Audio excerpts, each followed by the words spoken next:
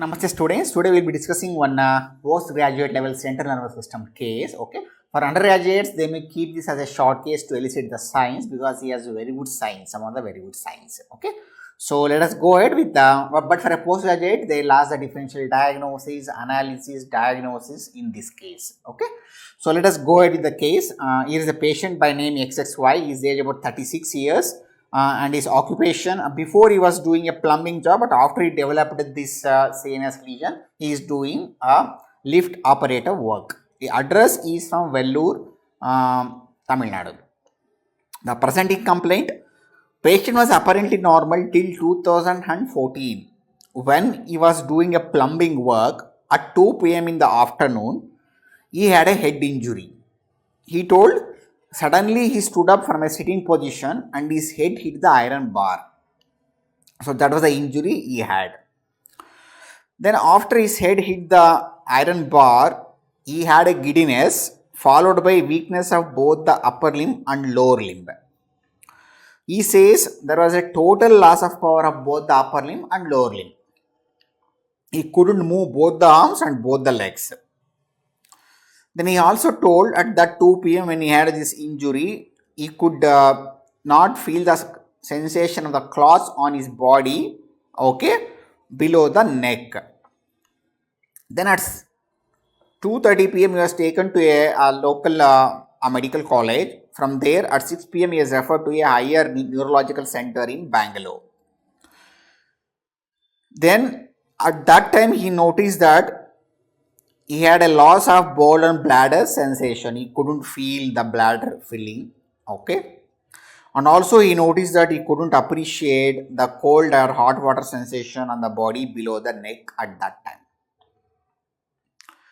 There was no symptom suggestive of any cranial nerve disturbances, like in the form of especially low cranial nerve dysphagia, dysarthria, dysphonia, nasal regurgitation. Then he told a brain scan was done on Monday in the higher neurological center after 2 days because Sunday was a holiday. Then he was put on a traction for 2 days.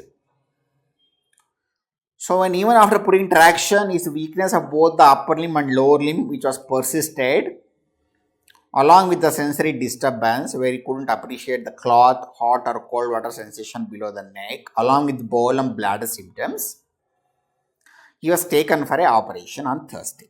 He tells after operation the motor weakness persisted.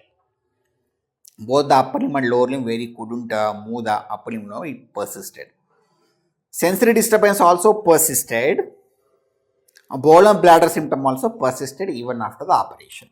After 14 days, when he was able to get discharged from the hospital, he noticed there is a slight improvement in the power, more in the proximal part of the upper limb compared to the distal part in the upper limb. Similarly, in the lower limb, there was a slight improvement in the power of the lower limb in the proximal part compared to the distal part in the lower limb.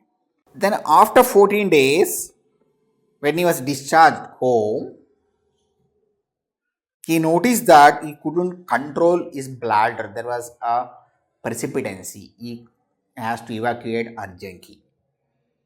But there was no difficulty in initiation of the action of the micturition. There was no hesitancy. There was a precipitancy. And also bladder, he could appreciate the sensation. So bladder symptom is suggestive of a UMN where he couldn't hold the bladder. It used to precipitate. Okay. So human bladder symptom he had after 14 days when he got discharged from the higher neurological center.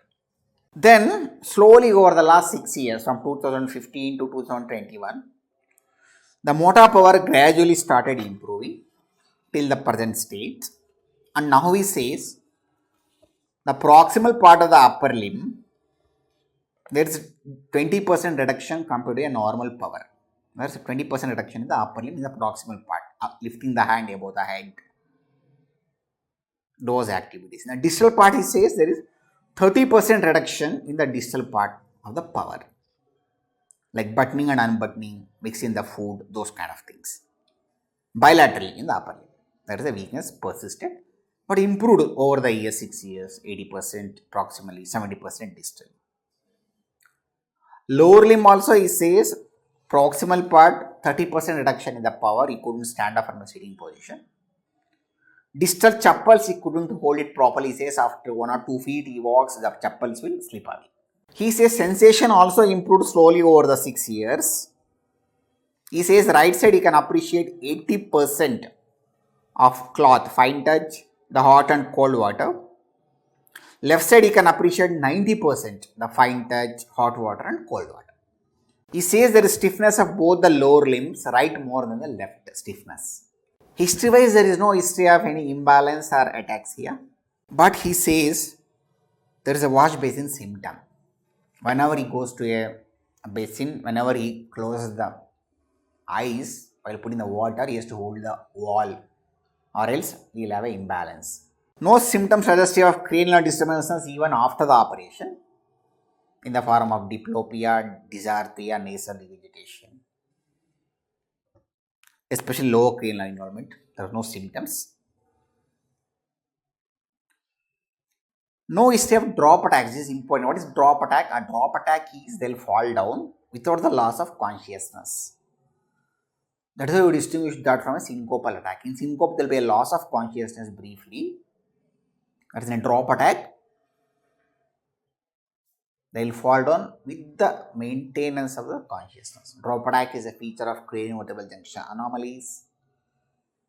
Seizures, akinetic seizures, drop attacks can occur. Here there is no history of drop attacks anyhow.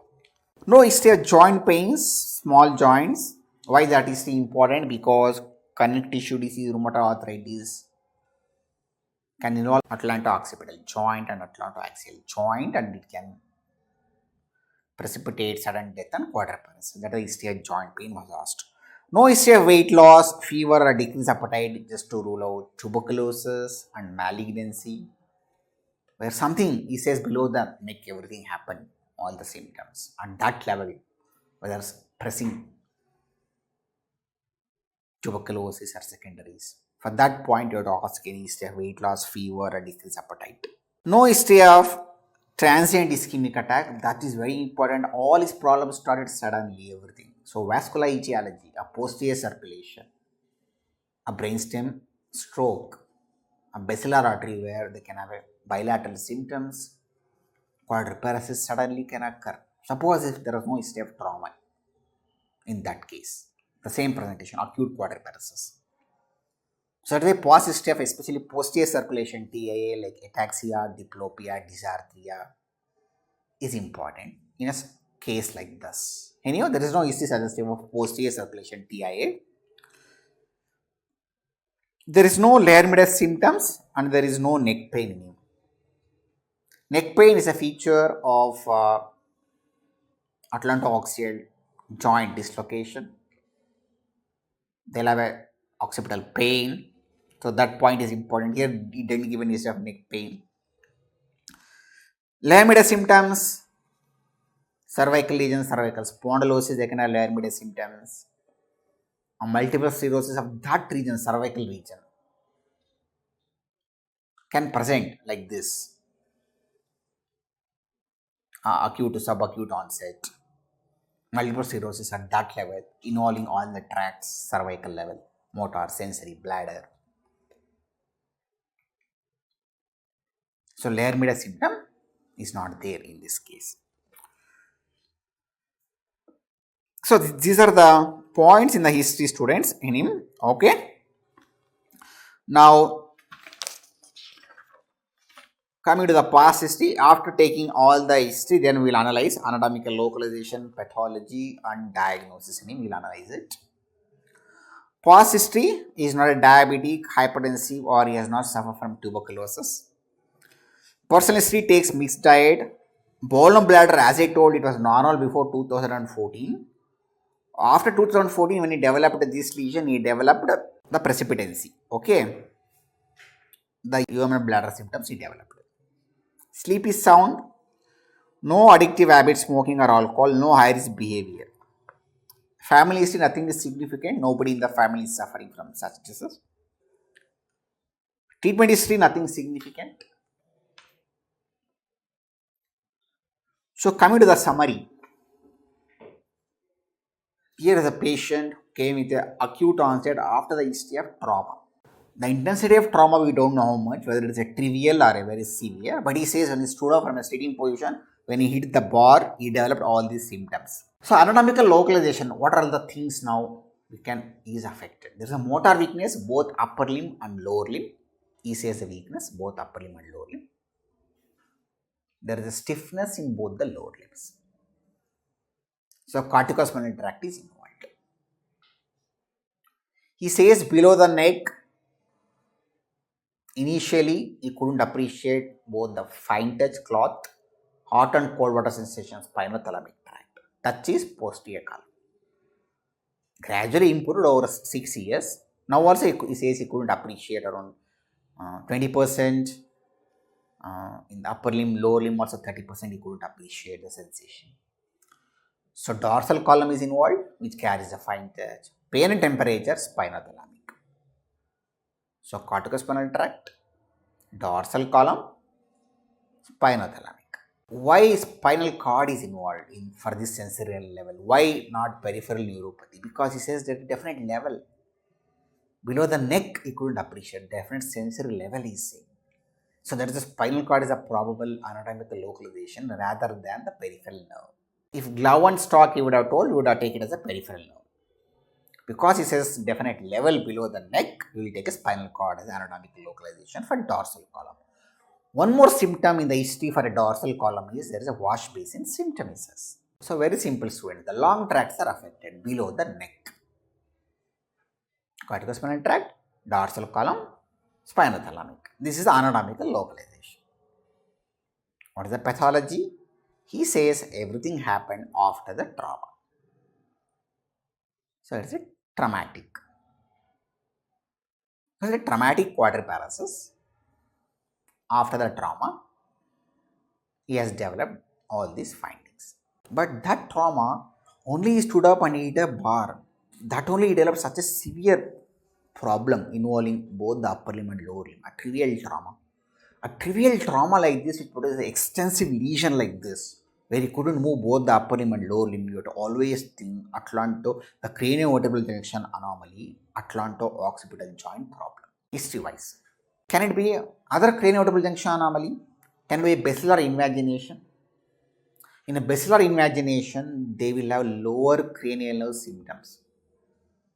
Though they can have a corticospinal tract, a cerebellar symptoms. Lower cranial nerve should be involved in basilar invagination. He didn't give any history of lower cranial involvement. Platyphasia, usually they will be asymptomatic, will be associated with basilar invagination, only platyphasia. So the most probable diagnosis you can think is, after such a trivial trauma, he developed an extensive lesion. It's the Atlanto-occipital joint problem dislocation, a traumatic.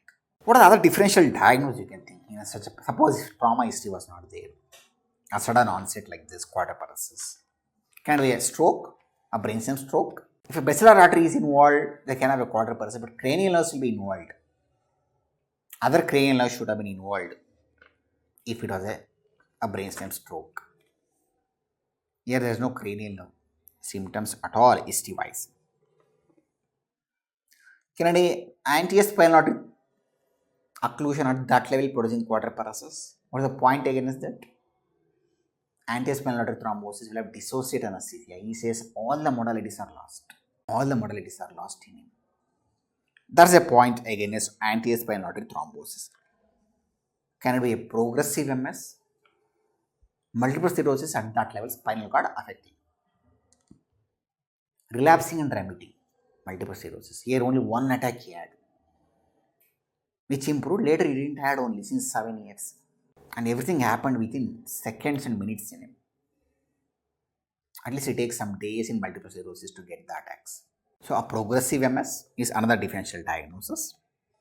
Or can it be a compression at that level? Compression takes slowly over the years, asymmetrical. Here it is symmetrical. Compression by tuberculosis or secondaries. Cannot be a subacute combined degeneration. The mode of onset, subacute combined degeneration is subacute. Here it is very acute. In a subacute combined degeneration, dorsal column will be affected like here, yes. Corticospinal tract will be affected, yes, it will be affected. But pain and temperature, spinal thalamic is not affected in subacute combined degeneration. But here, all the modalities are affected. So the mode of onset, the clinical feature, you cannot think of subacute combined degeneration. Okay. Then he says there is a stiffness in both the lower limbs, okay, along with the weakness, like this spastic. If it is for years together, we already discussed one case, hereditary spastic paraplegia. Then primary lateral sclerosis, a human variety of motor neuron disease, where there was spastic paraparesis. All those things you cannot consider immunely because everything here is acute. Those are all degenerative disease, will start insidious onset, slowly progresses. And primary lateral sclerosis, which is a human variety of MID, only motor symptom will be there. Like this sensory won't be there. So you can't think only all those. Probably a little close diag. One is vascular, you can think, a stroke, you can think, anterior spinal aortic thrombosis. A progressive MS is another at that levels, the cervical level, another close DD. And everything started with that trauma is problem. A trivial trauma produce such extensive weakness of both upper limb and lower limb.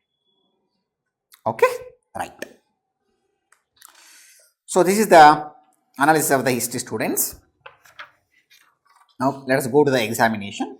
Even students, if history of trauma was not there, suppose if it would have been followed by a fever or a vaccination, all the long tracts are affected, spinal cord, bird and bladder. A transmyelitis is also another differential diagnosis, what you can think in such sort of patient, if it was not related to the trauma. Okay, right. So, general physical examination, a 36-year-old, conscious and cooperative, history given by the patient, reliable, and is a right-handed person. Vitals, pulse 80 beats per minute, regular, volume is good, no radial, radiofemoral delay. Peripheral pulses are felt, vessel wall not thickened. Blood pressure 130/70, temperature is afebrile, respiratory rate 16 cycles per minute. Come to the head-to-toe examination. Routine first we'll check the pallor, icterus and cyanosis. Okay, students, let me check for pallor and male nodi. No pallor, kan color nodi. No icterus, nalage torsi, ಮಾಡಿ, no cyanosis. Lymph nodes, there is no lymphadenopathy, students. Ideally, you have to look from behind. Students, there is no clubbing also, no clubbing, and even there is no pedal edema also. But relevant to this case, what are the things you will look? So you are considering one of the DD as Cranio Vertebral Anomaly, okay, a spinal cord lesion, okay, something also a compressing. So what are the things you want to look relevant to those findings? Okay, so relevant to those findings in the face, okay, you have to look any facial asymmetry which you get in Klippel fail syndrome, okay, torticollis which you also get in Klippel fail syndrome, and even sometimes there may be absent external arterial canal which is seen in Klippel fail syndrome. Okay, then a low hairline and also a short neck you have to see. Let me see whether he has a low hairline or not. So students, low hairline, it is go by, there is no low hairline, okay. It is just arbitrarily it is classified as a low hairline depending upon compared to the other people's low the hairline level. No hairline, then short neck. How short neck is measured is there is a Sinha's index, that is you have to take the height from the occipital vertex to the down to the tip of the toe. The height you have to measure from the occipital vertex to the tip of the toe, that is the total height. Then you have to divide that by the neck. The neck is posterior occipital protuberance, okay, till the C6 vertebra, okay, from the posterior occipital protuberance to the C6 vertebra, okay. If that ratio is more than 13, then it is a short neck. If that ratio is more than 13, it is a short neck. In him, I have calculated it has come around 12, the ratio, so he is not having a short neck. Okay, short neck. Then back side only you have to look in a cranio vertebral anomalies, triple fail syndrome, means springal deformity. The springal deformity is the scapula on one side will be placed at a higher position, so they cannot abduct the arm movement will be restricted. Okay, that is called the springal deformity. And also kyphosis and scoliosis. There is no kyphosis, there is no scoliosis. That is the commonest abnormality, kyphosis and scoliosis, 60% of the people. 60% of the people. Then synkinesis. So synkinesis, in facial nerve paralysis, there will be abnormal connection between the nerve fibers. So suppose if they open the mouth, the eyelid will close. That's called a synkinetic movements. A synkinesis is also a feature of clipper fail deformity. So springal deformity, synkinesis, torticollis, webbing of the neck web, low hairline, low neck, external auditory canal absent, microtia, deafness. These are all features of clipper fail deformity, kyphosis, scoliosis. Then in the cardia, okay, you have to see in the CVS, I will tell, you have to look for any shunt lesions, VSD, okay, ventricular septal defect is there, you have to look for that. And in the renal, they will have absent kidney with an hydronephroureterosis also can be seen in a clipper fail deformity. So these are the some general physical examination which you want to look in a cranio vertebral junction anomaly. And pertaining to this case, you are thinking, suppose there is a compression at that cervical level, markers of tuberculosis, flutinal conjunctivitis, scrophulodema, lupus, erythema nodosum. So those things you have to look. And the neurofibromatosis at that level, cervical level, okay, can compress in the spinal cord. So neurocutaneous markers, okay, like cafe-alert spots, ataxia, you have to look. The telangiectasias, you have to look. The telangiectasias, okay. Then tuberous sclerosis. So those neurocutaneous markers you have to look. And one more compression, okay, at that level, cervical level, patchy meningitis, especially is a male. So any old healed chancre is there of syphilis, you have to look in general physical examination, okay.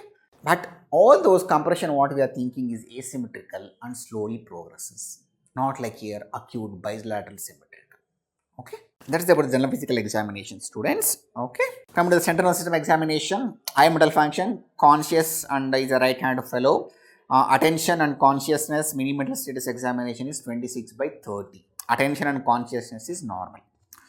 Language, there is no dysarthria, no dysphasia or aphasia. Memory, recent, remote, immediate is normal. Construction is normal, there is no constructional apraxia. Abstract thinking is also normal. Insight and judgment is also normal. Come to the cranial nerves. Pertaining to this case, what are history-wise, he didn't give any symptoms of cranial involvement. Okay, he didn't give any symptoms. But what you have to look in some of the cranio vertebral junction anomalies, especially the basilar imagination. In that, they'll have a lower cranial involvement. You have to specifically look for that. Okay, gag reflex, axillary nerve examination. Okay, whether trapezius, sternocleidomastoid affected, tongue, whether tongue is affected, examination of the tongue. And also, this pain and temperature fiber of the fifth cranial nerve, it descends down till C2. So, a cranio vertebral junction anomaly can have a sensory disturbance on the face. So, fifth nerve sensory examination. These are the things which you have to specifically look in a cranio vertebral junction anomalies. What are the things? Fifth nerve pain and temperatures examination, gag reflex, axillary nerve examination, 12th nerve examination. Very important in cranio vertebral junction anomalies. Okay. And as I told, in a clipper fail deformity, there can be 8th nerve deafness will be there because of the external auditory mole development and microtia. So you have to look for 8th nerve examination also. So let me see what has happened in him. Olfactory nerve, it is normal. Optic nerve, visual acuity is normal. Color vision is normal. Field of vision is normal. Pupillary reflex is normal. Oculomotor nerve, extraocular movements are normal. No nystagmus. Light reflex is also normal. Fifth nerve, the motor part is normal. Muscles and mastication examination is normal. Sensory also, it is normal. Okay, sensory part is also normal. Especially you have to look for a pain and temperature. The sensory part of the fifth nerve, it is normal in him. It is not affected in him. Okay, why you have to look as I told? Because the pain and temperature fibers come down till the C2 level. That is why the Cranio Vertebral Junction anomaly that can be affected. 7th, the motor examination is normal. Sensory examination is also normal. You could appreciate the taste sensation. Okay. 8th, Rene, AC is better than BC. Air conduction is better than bone conduction. Weber's, it is equally heard on both the sides, right and left side. 9th and 10th students, gag reflex is normal. Okay, it is not affected. 11th, shrugging of shoulder and moving of the head side to side is also normal. Just I'll examine that because that is important in this case. Okay, ಕೆಳಗೆ ಮಾಡಿ you can do students.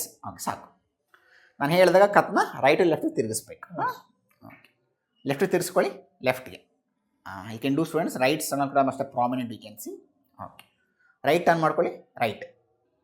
You can see students ಸಣ್ಣ ಕೂಡ must. So it's normal. Then shrugging of the shoulder. ಈ shoulder ಇದೆಯಲ್ಲ, ನಾನು ಹೇಳಿದಾಗ ಹಿಂಗೆ ಮೇಲಿಕ್ಕೆ ಎತ್ತಬೇಕು. ಮೇಲಿಕ್ಕೆ ಎತ್ತಿ you can do students. Okay, ಸಾಕು. So 11th examination is normal. Very important. You have to examine in Cranio Vertebral Junction anomaly. 12th are also very important examination in this sort of cases. ನಾಲ್ಗೆ ಹೊರಗಡೆ ಹಾಕಿ ಒಳಗಡೆ ತಗೊಳ್ಳಿ. ಮೇಲೆ ಕೆಳಗಡೆ ಮಾಡಿ, ಮೇಲೆ ಕೆಳಗಡೆ, ಮೇಲೆ ಕೆಳಗೆ. ಓಕೆ. ನಾಲ್ಗನೇ ಹೀಗೆ ಇಟ್ಕೊಳ್ಳಿ. Try to displace it. Not able to displace. Okay, ಸಾಕು. The tongue examination is normal students. Okay, 12th nerve is not involved. So you have to examine for that. So as I told, which cranial vertebral anomaly will have a low cranial involvement? Basilar invagination.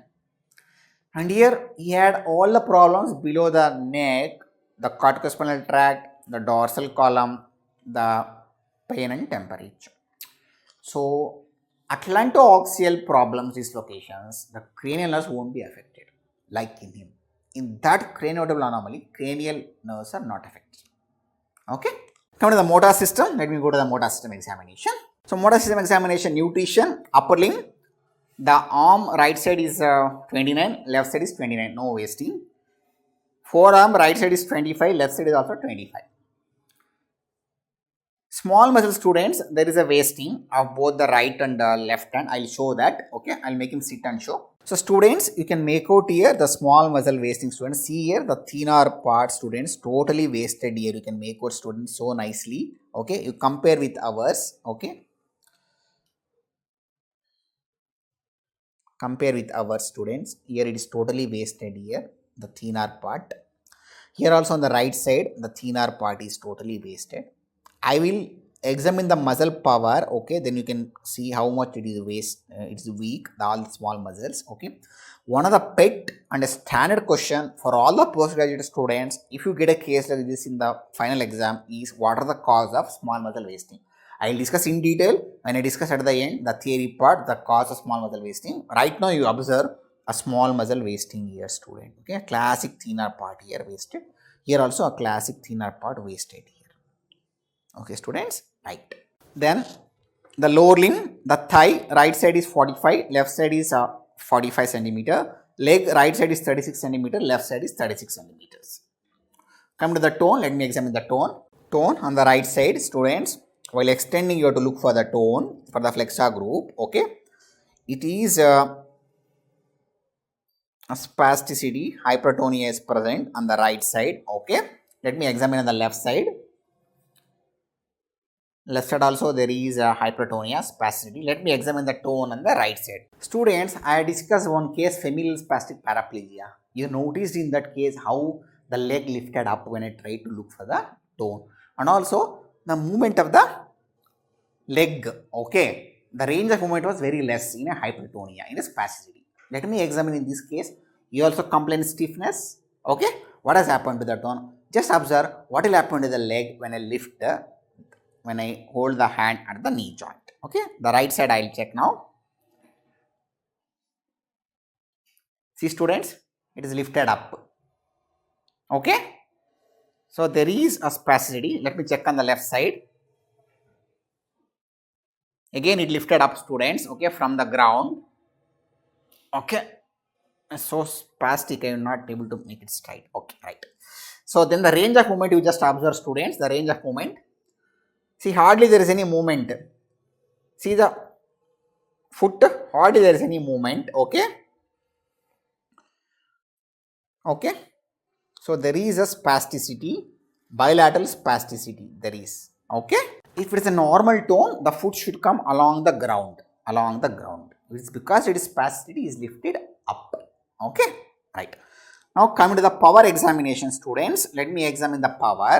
Okay. So students, let me examine the motor power on the upper limb. First is the shoulder joint, shoulder abduction, adduction. Shoulder abduction I will do now. Initial 15 degree of the shoulder abduction is by supraspinatus. Later is done by deltoid. The later part after 110 degree is done by trapezius. Okay. I will do the shoulder abduction examination. Okay. ಇದು ಕೈ ನಾನು ಹೇಳಿದಾಗ ಹೊರಗಡೆ ತಗೋಬೇಕು. ತಗೊಳ್ಳಿ ಎಷ್ಟು ಜನ ಆಗೋದು? ಆಗಲ್ವಾ? Okay, around 4 is there, sir, students. ಸಾಕು ಬಿಡಿ. Around 4/5 is there the power, the shoulder abduction. Let me check for a shoulder adduction. Shoulder adduction is done by pectoralis major and latissimus dorsi. ಹೀಗೆ ಇಟ್ಕೊಳ್ಳಿ, ನಾನು ಹೇಳಿದಾಗ ಹಿಂಗೆ ಒಳಗಡೆ ತಗೋಬೇಕು. Okay, ಒಳಗಡೆ ತಗೊಳ್ಳಿ.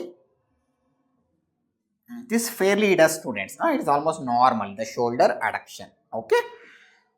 The deltoid muscle, the nerve supplies axillary nerve, students. Axillary nerve. For supraspinatus, suprascapular nerve, the nerve supply. So shoulder abduction, shoulder adduction. Now next is shoulder flexion. Shoulder flexion, I'll first give the instruction.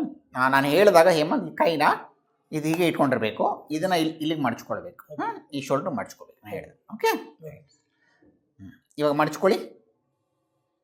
Is doing students fairly is normal. Shoulder flexion done by anterior fibers of the deltoid and pectoralis major, the shoulder flexion. Okay, next shoulder extension. ನಾನು ಹೇಳಿದಾಗ ಈ ಕೈನ ಹಿಂಗೆ ಮಾಡ್ಕೋಬೇಕು, ಹಿಂಗೆ straight ಮಾಡ್ಕೋಬೇಕು ನಾನು ಹೇಳಿದಾಗ. ಓಕೆ ಮಾಡಿ. Is doing students. Okay, the shoulder extension. The shoulder extension is done by posterior fibers of the deltoid and also latissimus dorsi, the shoulder extension. Let me examine on the left hand shoulder flexion. ಈ ಕೈನ ಹೀಗೆ ಮರ್ಚ್ಕೊಳ್ಬೇಕು, ಇದು ಹಿಂಗೆ ಇಟ್ಕೊಂಡಿರ್ಬೇಕು, ಮರ್ಚ್ಕೊಳ್ಳಿ. Is doing student, straight ಮಾಡ್ಕೊಳ್ಳಿ. Yeah, it's fairly normal student. Shoulder flexion, shoulder extension is normal both the right side and the left side. Okay. Now let me examine for the rhomboids. ಹೀಗೆ turn ಮಾಡ್ಕೊಳ್ಳಿ, ಹಿಂಗೆ turn ಮಾಡ್ಕೊಳ್ಳಿ. ಸೊಂಟದ ಮೇಲೆ ಕೈ ಇಟ್ಕೊಳ್ಳಿ. Okay, right. ನಾನು ಹೇಳಿದಾಗ ಇದನ್ನು ಹಿಂದಕ್ಕೆ ತರಬೇಕು ಹಿಂಗೆ. ಓಕೆ, ತಗೊಂಬನ್ನಿ. Weak students, around 4/5 we can say rhomboids. ಸಾಕು ಬಿಡಿ, ಸಾಕು. Then here only I look for a ಸಾಕು. Latissimus dorsi. The nerve supply to rhomboids is dorsal scapular. ಕೈ ಹಿಂಗೆ ಇಟ್ಕೋಬೇಕು ಹೀಗೆ. ಓಕೆ, ನಾನು ಹೇಳಿದಾಗ ಹಿಂಗೆ ತರಬೇಕು. ಓಕೆ, ಇಟ್ಕೊಳ್ಳಿ ಹಾಗೆ. ತಗೊಂಬನಿ ಒಳಗಡೆಗೆ. Is doing student, it is normal. Latissimus dorsi is normal. Other way to examine is chemi. I can feel the muscle, students. Latissimus dorsi. The nerve supply to Latissimus dorsi is thoracodorsal nerve. Okay, right. Now here only I will show how to look for a infraspinatus. ಕೈ ಹೀಗೆ ಇಟ್ಕೋಬೇಕು, ಹಂಗಲ್ಲ ಹಿಂಗೆ. ನಾನು ಹೇಳಿದಾಗ ಹಿಂಗೆ ತರಬೇಕು ಹೊರಗಡೆ. Okay, nice. So that hold a hand like that, students. Then you have to rotate like this. Infraspinatus, external rotation of the shoulder joint. Okay, now I'll apply a resistance. ತಗೊಂಬನಿ ಹೊರಗಡೆಗೆ. Is doing students. Okay, let me examine on the left side. ಈ side ಹಾಗೆ ಮಾಡಿ, ಇನ್ನೊಂದ್ಸಲಿ ಮಾಡಿ. ತಗೊಂಬನಿ ಹೊರಗಡೆಗೆ. Infraspinatus, students, infraspinatus is again supplied by suprascapular nerve, supraspinatus and infraspinatus nerve. Okay, ಹೀಗೆ ಟರ್ನ್ ಮಾಡ್ಕೊಳ್ಳಿ, ಸೈಡಾಗಿ ನಿಂತ್ಕೊಳ್ಳಿ. ಓಕೆ, ನಾವು let me examine for pectoralis major. ಸ್ವಲ್ಪ ಹಿಂದಕ್ಕೆ ಹೋಗಿ. You have to ask the patient to hold the hand like this and approximate. Okay, if you do like that, you will be examining for a clavicular part. Okay, sternal part, you ask the patient to hold the hand and the hips, ask him to press. That is for a sternal part. Pectoralis major is supplied by medial and lateral anterior thoracic nerve. ಹಿಂಗೆ ಸೊಂಟದ ಮೇಲೆ ಕೈ ಇಟ್ಕೊಳ್ಳಿ, full ಟೈಟಾಗಿ press ಮಾಡಿ. ಇಲ್ಲಿ muscle ಗೊತ್ತಾಗತ್ತಾ full tight ಆಗೋದು? ಗೊತ್ತಾಗ್ತಾ ಇದೆಯಾ? ಹಿಂಗೆ ಪ್ರೆಸ್ ಮಾಡಿದಾಗ ಒಳಗಡೆಗೆ ಇಲ್ಲಿ ಗೊತ್ತಾಗ್ತಾ ಇದೆಯಾ? ಅದು ಇಲ್ಲಿ ಮಸಲ್ ಟೈಟ್ ಆಗೋದು. ಎಷ್ಟು feel students, it is subjective feeling. Let me examine objectively for the clavicular part. ಕೈ ಹೀಗೆ ಇಟ್ಕೊಳ್ಳಿ ಮುಂದೆ ಕಡೆ. ನಾನು ಹೇಳಿದಾಗ ಹಿಂಗೆ ನಾನು ಹೇಳಿದಾಗ ಹಿಂಗೆ ತರಬೇಕು ಹೊರಗಡೆ. ಇಷ್ಟಾಗಲ್ಲ ಇಟ್ಕೊಂಡೆ. So I tell him to approximate students. Okay, ತಗೊಳ್ಳಿ ಒಳಗಡೆ ತಗೊಳ್ಳಿ. This for clavicular part. You can make out there student clavicular part become prominent. You can make out here the muscle become prominent. Okay, for pectoral is major. Okay, right. Now let me examine for the elbow joint. ಇದೆಯಲ್ಲ, ಹಿಂಗೆ ಮರ್ಚ್ಕೊಳ್ಬೇಕು. ಮರ್ಚ್ಕೊಳ್ಳಿ. You can do students elbow flexion by biceps and brachialis. Straight ಮಾಡ್ಕೊಳ್ಳಿ. You can do even extension also. Triceps, radial nerve supply. Let me check on the left side. ಕೈ ಮರ್ಚ್ಕೊಳ್ಳಿ. You can do straight ಮಾಡ್ಕೊಳ್ಳಿ. You can do students. Okay, elbow joint, the flexion extension is normal. Let me examine the wrist flexion, extension and small muscle in him, which is very important. Okay, right. Okay students, wrist flexion and extension ಮುಷ್ಟಿ ಮಾಡ್ಕೊಳ್ಳಿ ಹಿಂಗೆ. Okay, ನಾನು ಹೇಳಿದಾಗ ಇದನ್ನು ಹಿಂಗೆ ಮಡ್ಚ್ಕೊಳ್ಬೇಕು. ಮಡ್ಚ್ಕೊಳ್ಳಿ. Wrist flexion normal students. ಕೈ ಹಿಂಗೆ ಇಟ್ಕೊಳ್ಳಿ. Let me exam wrist extension. ಮೇಲ್ ಮಾಡ್ಕೊಳ್ಳಿ. Also fairly is doing students wrist extension. Let me check on the right side. ಮಡ್ಚ್ಕೊಳ್ಳಿ. You can do. ಹಿಂಗೆ ಇಟ್ಕೊಳ್ಳಿ. ಮೇಲ್ ಮಾಡ್ಕೊಳ್ಳಿ. You can do students wrist flexion extension. Let me examine the each muscle. Okay, both the right hand and the left hand. Okay, first let me examine the left hand, then on the right hand I will go. Okay, so first I will examine the flexor pollicis longus. Okay, the flexor pollicis longus, he has to do like this. I will apply the resistance. Okay, let me apply the resistance. We have to fix the hand here. Hemant, ನಾನು ಹೇಳಿದಾಗ ಈ ಬೆರಳನ್ನ ಹಿಂಗೆ ಮಡ್ಚ್ಕೊಳ್ಬೇಕು. ಮಡ್ಚ್ಕೊಳ್ಳಿ. See students is not able to do it. ಆಗ್ತಾ ಇಲ್ವಾ? ಹಿಂಗೆ ಇಟ್ಕೋಬೇಕಿದು. ಹೀಗೆ ಇಟ್ಕೋಬೇಕಿದು. ಹಂಗೆ ಮಾಡಬೇಕಷ್ಟೆ. ಇಲ್ಲಿಂದ ತೆಗೆದು ಹಿಂಗೆ ಮಾಡಬೇಕು. ಮಾಡಿ. Okay, saying not able to do it. Okay, the flexor pollicis longus supplied by median nerve. Let me examine the extensor pollicis longus and extensor pollicis brevis. ಇವಾಗ ಹಿಂಗಿದೆ ಅಲ್ಲ, ಇದನ್ನು ಹೀಗೆ ಮಾಡ್ಕೋಬೇಕು. ಹಿಂಗೆ ಇಟ್ಕೊಳ್ಳಿ. ಮಾಡಿ. ಈಗ ಆಗಲ್ವಾ? Extensor pollicis longus supplied by radial not able to do students. Let me examine the extensor pollicis brevis. Okay, ಹೀಗಿದೆ ಅಲ್ಲ, ಹಿಂಗೆ ಮಾಡ್ಕೋಬೇಕು. ಇದು ಹಿಂಗೆ ಇಟ್ಕೋಬೇಕು. ಮಾಡಿ. ಆಗಲ್ವಾ? Extensor pollicis brevis again supplied by radial nerve. Okay, radial nerve. So next is abductor pollicis longus. There are two abduction. One is palmar abduction and radial abduction. This is radial abduction. Radial abduction is he has to abduct like this. ಈಗ ಬೆರಳು ನಾನು ಹೇಳಿದಾಗ ಹಿಂಗೆ ಮಾಡ್ಕೋಬೇಕು. ಮಾಡಿ. ಆಗಲ್ವಾ? Not able to do students. Is telling not able to do. Okay, ಸಾಕು ಬಿಡಿ. Right.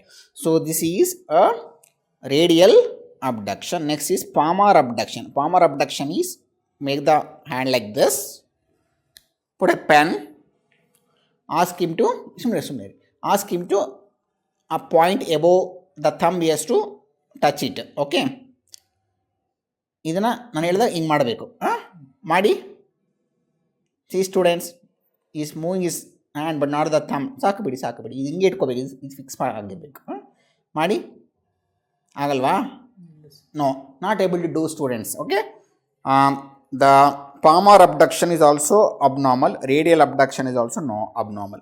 The abductor pollicis longus is supplied by radial nerve, students remember, whereas abductor pollicis brevis is supplied by median nerve. Then you have a flexor pollicis longus. I told it is supplied by median nerve, but the flexor pollicis brevis you have to examine by applying pressure here. ಈಗ ಈ ಬೆರಳು ಇದೆಯಲ್ಲ, ಹಿಂಗೆ ಮಡ್ಚ್ಕೋಬೇಕು. ಮಡ್ಚ್ಕೊಳ್ಳಿ.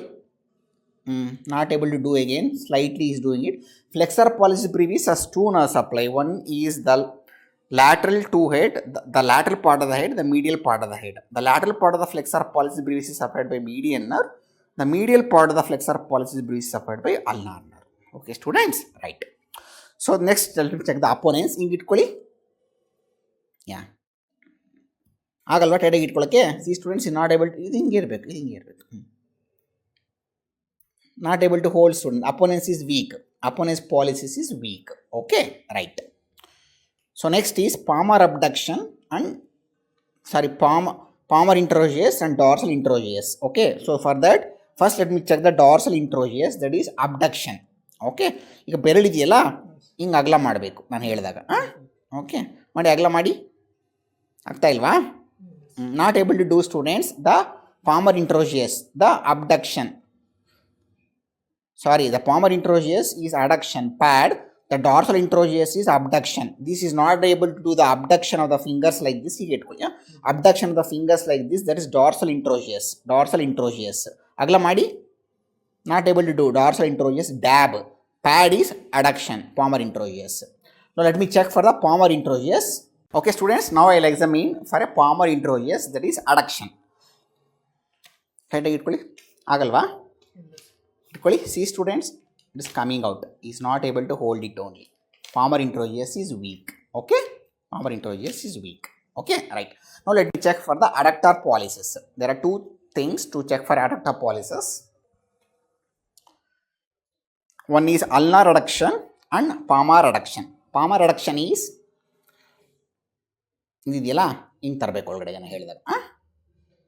ತೊಗೊಂಬನ್ನಿ. ಆಗ್ತಾ ಇಲ್ವಾ? These students not able to do. Okay, the palmar adduction. Let me check the ulnar adduction. ಹಿಂಗೆ ಇಟ್ಕೊಳ್ಳಿ. ಇದು ಇಟ್ಕೋಬೇಕು ಟೈಟಾಗಿ. See students, the ulnar adduction again not able to do it. Okay, right. ಸಾಕು, ಹಿಂಗೆ ಇಟ್ಕೊಳ್ಳಿ.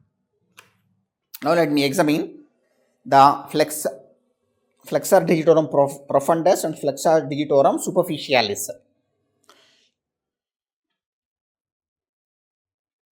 ಆಮೇಲೆ ನಾನು ಹೇಳಿದಾಗ ಇದೆಲ್ಲ ತುದಿದು ಹಿಂಗೆ ಮಡ್ಚ್ಕೋಬೇಕಷ್ಟೆ. ತುದಿದು ಮಾತ್ರ ಮಡ್ಚ್ಕೊಳ್ಳಿ. ಆಗ್ತಾ ಇಲ್ವಾ? Only little is doing students. Is telling there is difficulty. This flexor digitorum profundus. The flexor digitorum profundus, the lateral 2/3 is supplied by median nerve. The medial 2/3 is by the ulnar nerve. Now the flexor digitorum superficialis. ಈಗ next ಇಲ್ಲಿ middle ಪಾರ್ಟಲ್ಲಿ ಮಾಡ್ತೀವಿ. ಹಿಂಗೆ ಮಡ್ಚ್ಕೊಳ್ಳಿ. This you can do students. Flexor digitorum superficialis supplied by median nerve.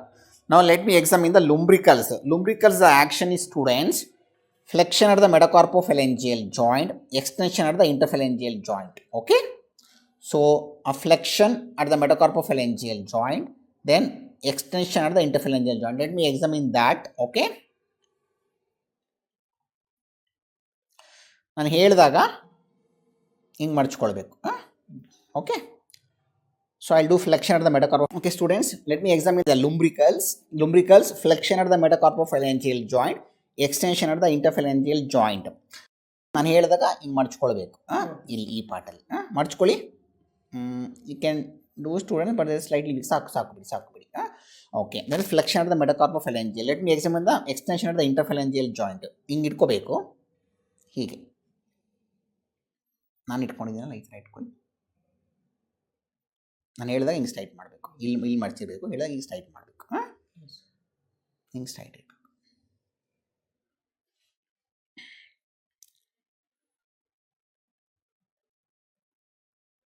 Straight ಮಾಡ್ಕೊಳ್ಳಿ. Extension of the interphalangeal joint students. Okay, ಹಿಂಗೆ ಮಡ್ಚಿರ್ಬೇಕು. ಇಲ್ಲಿ ಮಡ್ಚಿಬೇಡಿ. ಸ್ಟ್ರೈಟ್ ಮಾಡ್ಕೊಳ್ಳಿ. ಸ್ಟ್ರೈಟ್ ಮಾಡಿ. Okay, extension of the interphalangeal joint. The lumbrical students, the first two lumbricals are supplied by the median nerve. The third and fourth are supplied by the ulnar nerve. The other nerve supply are, as I told, extensor pollicis longus and brevis is supplied by radial nerve. Abductor pollicis longus is supplied by radial nerve. Abductor pollicis brevis is supplied by median nerve. All the introius are supplied by ulnar nerve. Apponens pollicis is supplied by median nerve. Adductor pollicis is supplied by ulnar nerve. adductor pollicis is supplied by ulnar nerve. Whereas flexor pollicis brevis are dual supply, the medial head and lateral head by median nerve, medial head by ulnar nerve. Okay, right. So this is the nerve supply of the small muscles. Let me quickly go through on the right side. Okay,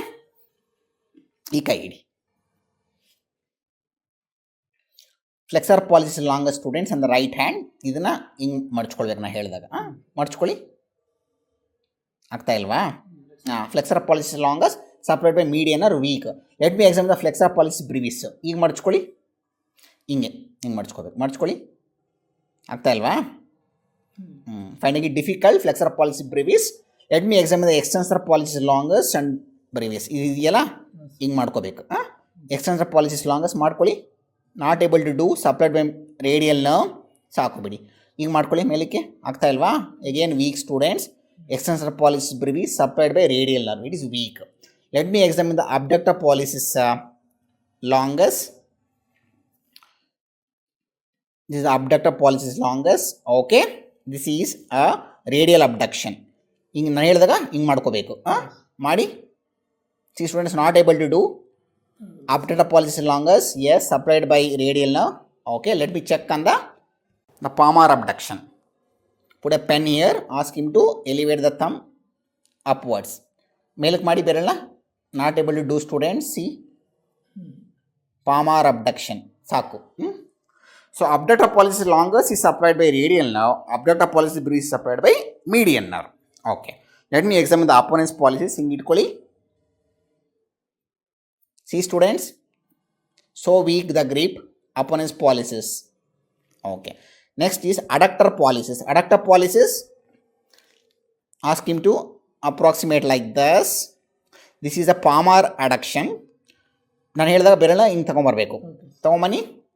This student not able to do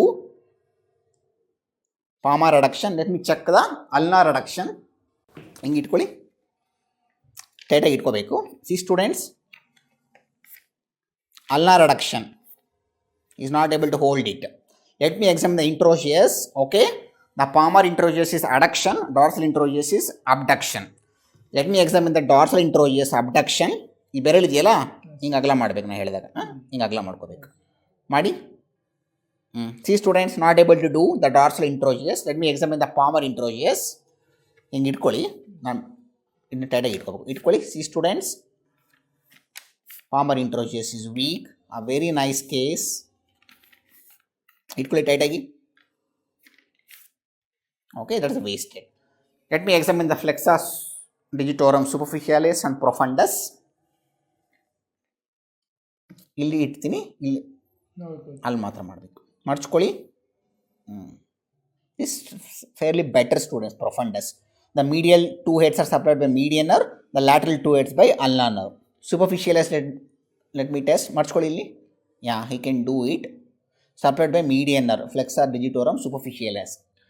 Let me examine the lumbricals. Lumbricals, flexion at the metacarpophalangeal joint, extension at the interphalangeal joint. ನಾನು ಹೇಳಿದಾಗ ಹಿಂಗೆ ಮಡ್ಚ್ಕೊಳ್ಬೇಕು. ಇಲ್ಲಿ ಮಡ್ಚ್ಕೊಳ್ಳಿ. You can do students. The first two lumbricals are supplied by median nerve, the third and fourth are supplied by ulnar nerve. Let me examine the extension of the interphalangeal joint again, which is the action of lumbricals. ಹಿಂಗೆ ಇಟ್ಕೋಬೇಕು. ನಾನು ಹೇಳಿದ್ರೆ ಹಿಂಗೆ straight ಮಾಡಬೇಕು. Straight ಮಾಡಿ. This is little weak finding it. Okay, the lumbricals, extension of the interphalangeal joint. So students, there is both right side and left side small muscle wasting is there. Small muscle, if you get a case like this, how to examine the small muscle, the nerve supply of the small muscles and cause of small muscle wasting is a pet question, and you won't be passed without knowing this examination and knowing the answer for a small muscle wasting. It is a must for all postgraduate students. Okay students, right. So students, let me examine the power in the lower limb. Okay, hip flexion done by iliopsoas, hip extension done by gluteus maximus, hip abduction gluteus medius and minimus, hip adduction by adductor group of muscles. Okay, hip joint let me examine. ಕಾಲು ಇಲ್ಲಿ ಮಡ್ಚ್ಕೋಬೇಕು. ಇದನ್ನು ಎತ್ತಬೇಕು, ಹಿಂಗೆ ಎತ್ತಬೇಕು. Okay, ಇಲ್ಲಿ ಮಡ್ಚ್ಕೊಳ್ಳಿ. ಇದು ನಾನು ಹೇಳಿದಾಗ ಇದನ್ನು ಇಲ್ಲಿ ತರಬೇಕು. ಓಕೆ, ತೊಗೊಂಬನ್ನಿ. ಆಗಲ್ವಾ? Not able to do students. Okay, hip flexion iliopsoas, the nerve supply to psoas is a nerve to psoas. ಸಾಕು. The nerve supply to iliacus is femoral nerve. Okay ಸಾಕು ಸುಮ್ಮನೆ ಆಯ್ತು ಮಾಡಿಸ್ಕೊಳ್ಳಿ. ಆಗಲ್ವಾ? Not able to do students is telling not able to do hip flexion. Okay right. Hip extension, the knee flexion, and the internal rotation of the hip joint I'll do when I will make in a prone position. Okay, I'll do that. Now knee extension I'll do. ಕಾಲು ಮಡಚ್ಕೊಳ್ಳಿ. ನಾನು ಹೇಳಿದಾಗ straight ಮಾಡಬೇಕು.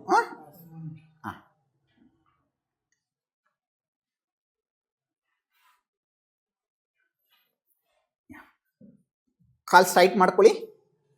Straight ಮಾಡಬೇಕು. Straight ನೇರ. He can do this fairly. Supplied by quadriceps. Let me check on the left side. Straight ಮಾಡ್ಕೊಳ್ಳಿ. He can do students. The knee extension he can do. Hip abduction. ನಾನು ಹೇಳಿದಾಗ ಇದನ್ನು ಅಗಲ ಮಾಡ್ಕೋಬೇಕು ಹಿಂಗೆ. Okay right. ಹಿಪ್ ಅಬ್ಡಕ್ಷನ್ ಮಾಡಿ ಅಗಲ ಮಾಡ್ಕೊಳ್ಳಿ. Finding it difficult, students. He is finding it difficult. Hip abduction. Okay. Next hip adduction. Let me examine. ನಾನು ಹೇಳಿದಾಗ ನೀವು ಒಳಗೆ ತೊಗೋಬೇಕು. ಓಕೆ ತೊಗೊಳ್ಳಿ, ಒಳಗೆ ತೊಗೊಳ್ಳಿ. You can do students. This action is fine. The hip adduction done by adductor group of muscles supplied by obturator nerve. Okay, the nerve supplied to the gluteus medius and minimus is superior gluteal nerve. Gluteus maximus is inferior gluteal nerve. Okay. Now let me examine the foot muscles. Then I'll make him prone. Then I'll check the knee flexion, internal rotation of the hip joint, and extension of the hip joint. ನಾನು ಬೆಳಗ್ಗೆ ಹೇಳಿದ್ನಲ್ಲ, ಈ ಥರ ಇಲ್ಲಿಟ್ಟು ಮೇಲ್ ಮಾಡಿದ್ರೆ ಮೇಲ್ ಮಾಡಬೇಕು, ಕೆಳಗೆ ಮಾಡಿದ್ರೆ ಕೆಳಗೆ ಮಾಡಬೇಕು. ಆಮೇಲೆ ಈ ಸೈಡ್ ಇಟ್ಟಾಗ ಹಿಂಗೆ ಮಾಡಬೇಕು, ಈ ಸೈಡ್ ಇಟ್ಟಾಗ ಹಿಂಗೆ ಮಾಡಬೇಕು. Okay right. Let me examine the dorsiflexion and plantar flexion of the foot, students. ಪಾದ ಮೇಲ್ ಮಾಡ್ಕೊಳ್ಳಿ. You can do students dorsiflexion. Yes, tibialis anterior supplied by deep peroneal nerve. ಕೆಳಗೆ ಮಾಡ್ಕೊಳ್ಳಿ. Plantar flexion, gastrocnemius and soleus supplied by tibial nerve. You can do it. Inversion, let me do it. ಇದು ಮೇಲ್ ಮಾಡ್ಕೊಳ್ಳಿ. He can find a little difficult inversion. Tibialis posterior supplied by tibial nerve. Eversion ಈ side ಮಾಡ್ಕೊಳ್ಳಿ. ಆಗಲ್ವಾ? ಹಿಂಗೆ ಮಾಡೋಕ್ಕಾಗಲ್ವಾ? Okay. Eversion is finding it difficult, students. The peroneus group of muscles. Let me check on the dorsiflexion, plantar flexion on the left foot. ಮೇಲ್ ಮಾಡ್ಕೊಳ್ಳಿ ಪಾದ. You can do. ಕೆಳಗೆ ಮಾಡ್ಕೊಳ್ಳಿ. You can do, students. Okay. ಇದು ಮೇಲ್ ಮಾಡ್ಕೊಳ್ಳಿ. ಆಗಲ್ಲ, ಹೀಗೆ ನಾನು ಹೇಳಿದಾಗ ಮಾಡಿ. ಈ ಸೈಡ್ ಮುಟ್ಟಿದಾಗ ಹಿಂಗೆ ಮಾಡ್ಕೋಬೇಕು. ಮಾಡಿ. ಹಾಗೆ ಈ ಸೈಡ್ ಮಾಡಿ. Both the sides inversion eversion is finding it difficult, students. Both the sides inversion eversion is finding it difficult. Okay, right. Let me examine on the prone position the other muscles. So students, let me examine the hip extension, the knee flexion, and internal rotation of the hip joint. Hemant, ನಾನು ಬೆಳಗ್ಗೆ ಹೇಳಿದ್ನಲ್ಲ, ಇಲ್ಲಿ ಮಾಡಿಸ್ಬಾರ್ದು. ಇಲ್ಲಿ ಮಾಡಿಸಿದ್ದೇನೆ ಕಾಲನ್ನ ಹಿಂಗೆ ಸ್ಟ್ರೈಟಾಗಿ ಹಿಂಗೆ ಎತ್ತಬೇಕು, ಹಿಂಗೆ. Okay, ಎತ್ತಿ. ಇಷ್ಟನಾಗೋದು. Finding it difficult, students. The hip extension ಸಾಕು ಬಿಡಿ. ಈ ಕಾಲು ಎತ್ತಿ without folding and knee joint. Yes lift ಆಗಲ್ವಾ? Not very finding it very difficult. Okay, hip extension is problematic and is having a weakness. supplied by the gluteus maximus. Hip extension is done by supplied by inferior gluteal nerve. Knee flexion ಇದನ್ನು ಹೀಗೆ ಮಡ್ಚ್ಕೊಳ್ಬೇಕು ನಾನು ಹೇಳಿದಾಗ. ಮಡ್ಚ್ಕೊಳ್ಳಿ. You can do, students. This is fairly normal. ಸಾಕು. Done by hamstring group of muscles, biceps femoris, semimembranous, semitendinosus, supplied by tibial nerve. ಮಡ್ಚ್ಕೊಳ್ಳಿ. You can do this. The knee flexion. ಸಾಕು. Let me do the internal rotation. ಕಾಲು ಮಡ್ಚ್ಕೊಳ್ಳಿ. ನಾನು ಹೇಳಿದಾಗ ಅಲ್ಲ, ಒಂದು ಕಾಲು ನಾನು ಹೇಳಿದಾಗ ಇದನ್ನು ಹಿಂಗೆ ಹೊರಗಡೆ ಹಾಕಬೇಕು, ಈ ಸೈಡ್ಗೆ. ತಗೊಂಬನ್ನಿ ಹೊರಗಡೆಗೆ. Not doing, students. Not able to do it. Done by tensor fasciae latae, gluteus medius and minimus. ಈಗ ಇದೆಯಲ್ಲ, ಇದನ್ನು ಹಿಂಗೆ ಈ ಸೈಡ್ ಹೊರಗಡೆ ಹಾಕಬೇಕು. ಹಾಕ್ಕೊಳ್ಳಿ, ಹೊರಗಡೆ ತೊಗೊಂಡೋಗಿ. ಆಗ್ತಾ ಇಲ್ವಾ? It's weak, students. It's weak. Okay students, ನಾವು in the motor system examination, you had a small muscle wasting. In the upper limb, even proximal, some group of muscles are 4/5. In the lower limb, both proximal and distal, some group of muscles are having a power 4/5. Okay, right. Let me examine the coordination in him. Okay, again very important because some of the cranio vertebral anomalies will have a cerebellar symptom. For example, a basilar invagination will have a cerebellar signs. Basilar invagination along with low cranial involvement, cerebellar signs will be present in basilar invagination. Okay, right. Let me examine the cerebellar system examination, the coordination. So let me examine the coordination cerebellar system students. The finger nose finger, first I'll give an instruction to him. ಹಿಂಗೆ ಬಲಗೈಯಿಂದ ಹಿಂಗೆ ಇಟ್ಕೊಂಡು ಹಿಂಗೆ ಮೂಗು ಮುಟ್ಟಿ ಹಿಂಗೆ ತರಬೇಕು. ತಗೊಂಬನ್ನಿ, ಫಾಸ್ಟಾಗಿ ಮಾಡಬೇಕು. C student the decomposition of the movements ಫಾಸ್ಟಾಗಿ ಮಾಡಿ. See there, that is a problem. ಇನ್ನು ಫಾಸ್ಟಾಗಿ ಮಾಡಿ. So students, the coordination examination cerebellar system, the finger nose test. Okay, you will give the instruction to the patient. Outstretched hand, he has to bring it to the nose. Okay, he has to do that. Okay, with the eyes open.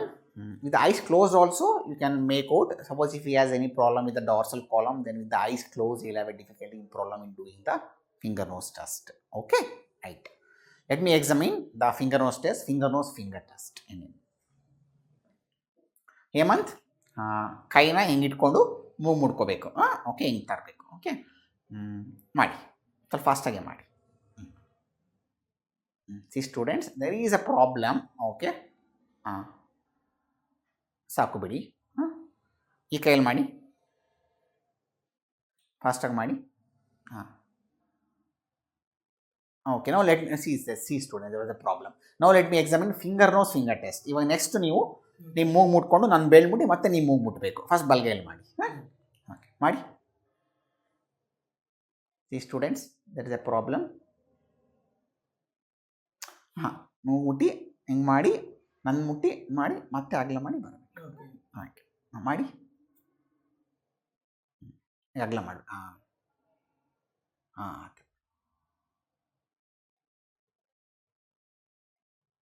See students, that is a problem. Again problem, he couldn't touch my finger. Again he couldn't touch my finger. See students, okay sir, ಈ ಕೈಯಲ್ಲಿ ಮಾಡಿ.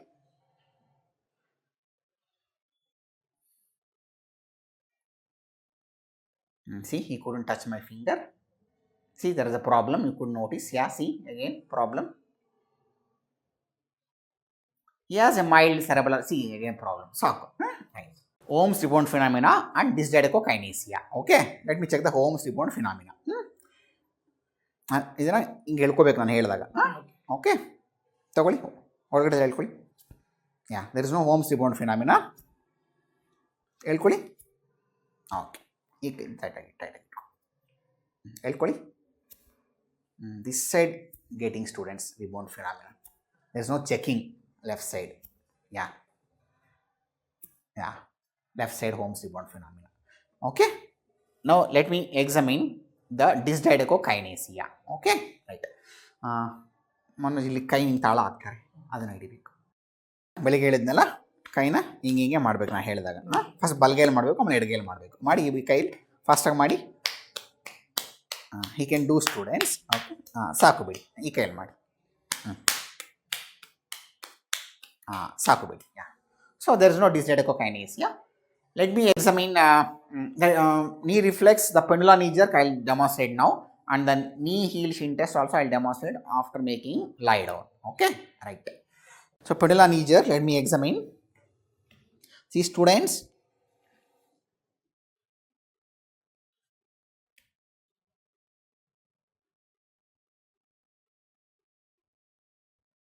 actually you are getting more than 3.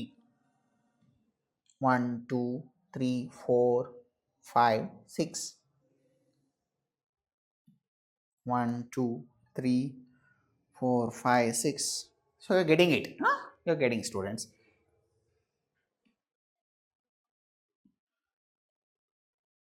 Okay, pendula knee jerk. Okay, and other signs, nystagmus, then dysarthria is not having, and titubation is also not there. Okay, right.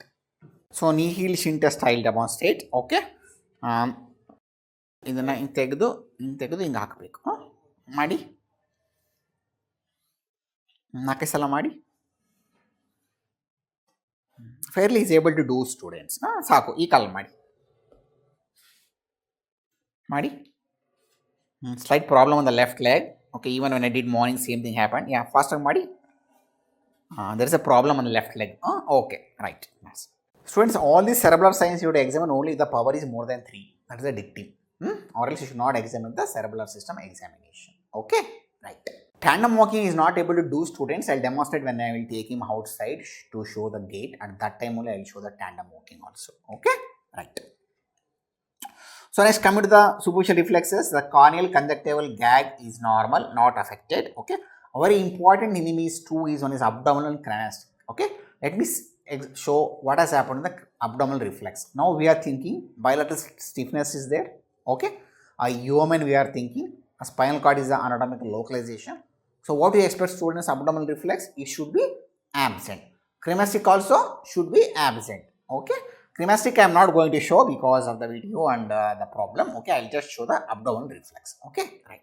So students, you saw in one of my case familial spastic paraplegia, the upper abdominal was present, lower abdominal was absent. Okay, but here you see, here we are thinking the level above. Okay, at the cervical level, at the atlanto-axial joint. So here both the upper and lower abdominal reflex will be absent. Let us see what has happened to this abdominal reflex. Okay, right. See, students,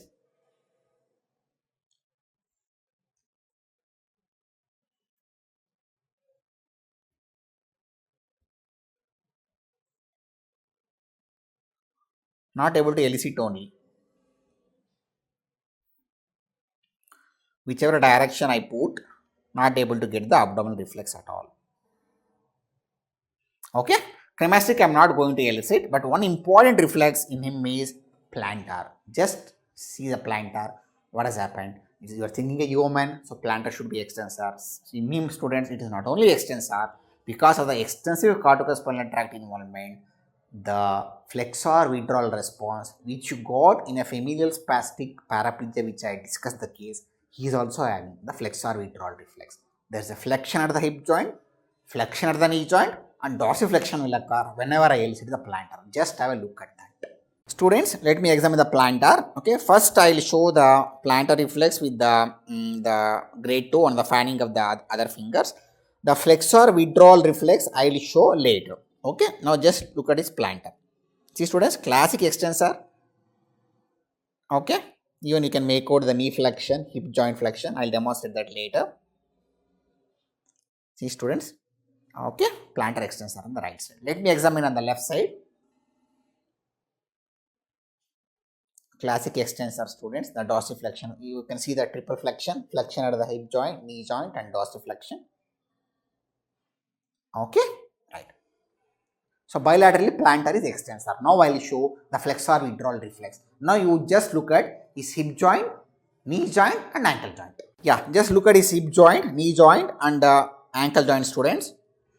See, students, it flexed the hip joint, knee joint, and ankle joint. Again, you can make out on the left side. You see, students,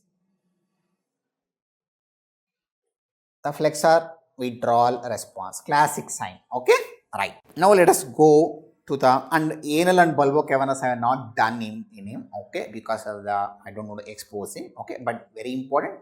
You have to do the anal reflex and bulbocavernosus reflex. Okay, right. Let me go and examine the deep tendon reflexes, students. So it's very simple. Now, what do you expect in deep tendon reflexes? Your thinking level is, he says, below the neck everything is lost, stiffness, upper limb is also weak, stiffness. Okay, so human, so we expect all the reflex, even biceps is C5 C6. So his problem is above that, above C5 C6. So all the reflexes you expect it to be exaggerated. Okay, including biceps, triceps, brachioradialis, and lower limb, knee, and ankle. So all these 5 important reflexes I'll elicit, even finger flexion I'll elicit. Okay, let me see what has happened. Let me examine the reflex. The biceps I'll show with the hand like this so that you can see it, students. Okay.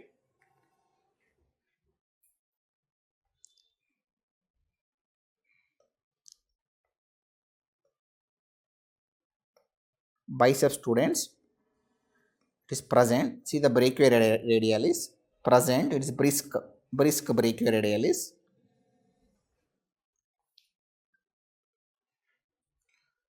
The triceps you can make out is exaggerated. See how much it is moving the hand. Okay, exaggerated. I'll show on that side, left side video you can see. Let me examine the biceps on the left side. See students, such a brisk reflex you can make out a brisk biceps, exaggerated. Okay, the brachioradius you can see exaggerated. Let me examine the triceps. See students, exaggerated, exaggerated. Okay, let me examine the finger flexion. Okay, on the left side let me examine. ಸ್ವಲ್ಪ ಏಮತ್ತಿಗೆ ಬರಕ್ಕಾಗತ್ತಾ? Right. Finger flexion let me examine students. It is there. See students, it is there. Yeah, you can make out finger flexion. Okay, right. Let me examine the knee and ankle jerk. Okay, let me examine the knee reflex students. Just see what has happened. See students, exaggerated. Let me check for the clonus later after examining on the left side. See, okay, let me check on the left side.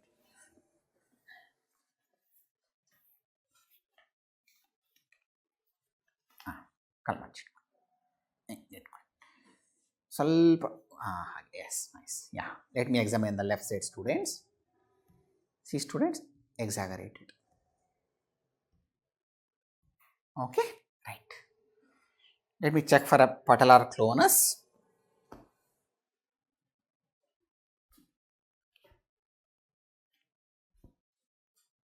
Not able to get clonus. Yeah, clonus is not there. Let me examine the ankle reflex. ಸ್ವಲ್ಪ ಅಗಲ ಮಾಡ್ಕೊಳ್ಳಿ. Let me examine the ankle reflex students.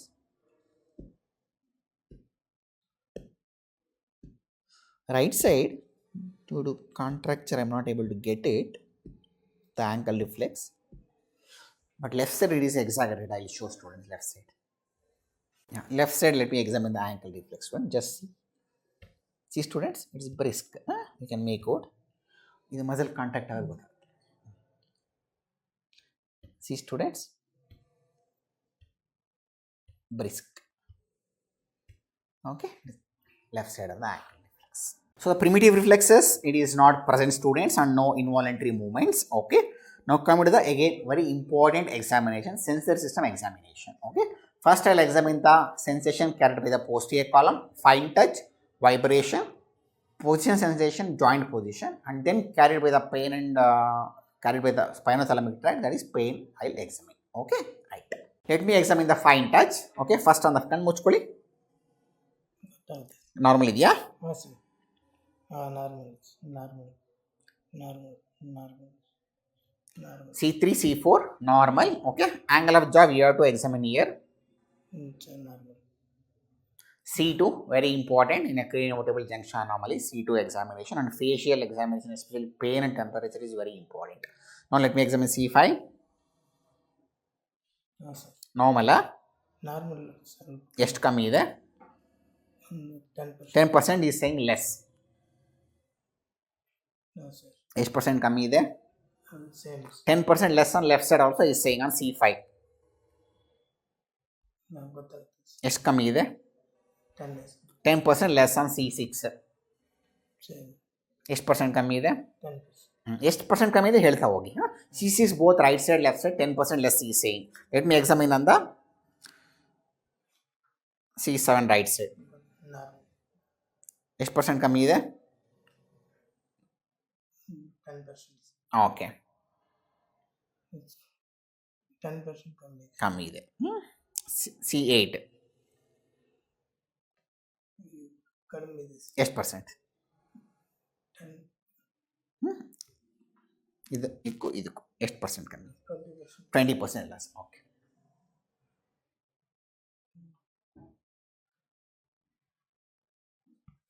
ಇದಕ್ಕೂ 20%. Okay, this T1. ಇದಕ್ಕೂ ಎಷ್ಟು ಕಮ್ಮಿ ಇದೆ? 10%. ಎಷ್ಟು percent ಕಮ್ಮಿ ಇದೆ? Same. Now there is no reduction in T2. ಈಗ same ಇದೆ. Okay. Yeah. So both right and left side, somewhere between 8 to 90% is saying there is a, you can appreciate in the upper limb. Okay. Yeah, along the distribution of C5 to C6, C7, C8, T1, T2. Okay, let me examine on the nipple level. Okay, right. At T4. ಎಷ್ಟು ಕಮ್ಮಿ ಇದೆ? Same ಇದೆ. Okay, same ಇದೆ. Same is same. T4, T8 same. T8 same. T10 ಎಷ್ಟು? 10% less. T12 is saying. Okay, I'm not examining on the L1, L2. Let me examine on the L3. L3 is patella. So there I will examine. ಎಷ್ಟು ಕಮ್ಮಿ ಇದೆ?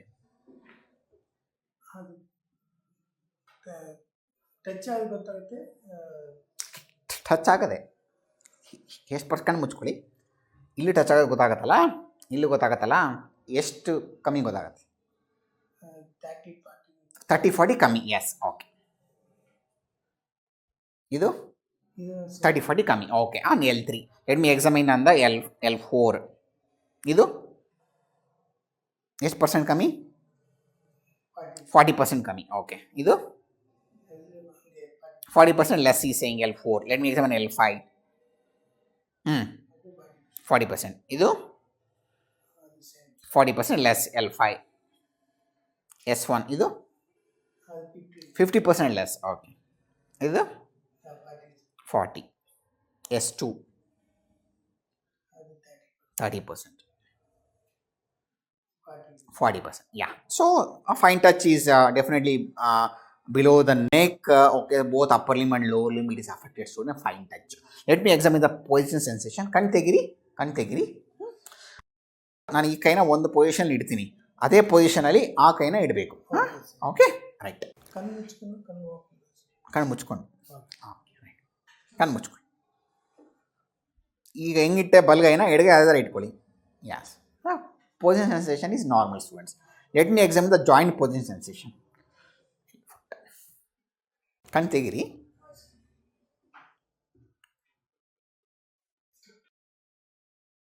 ನೋಡಿ, ಇದು ಕೆಳಗೆ, ಇದು ಮೇಲೆ. ಕಣ್ ತೆಗಿರಿ. ಇದು ಕೆಳಗೆ, ಇದು ಮೇಲೆ. ಈ ಕಣ್ಣು ಮುಚ್ಕೊಳ್ಳಿ. ಕೆಳಗಿದೆಯಾ? See student is saying down. ಕೆಳಗಿದೆ.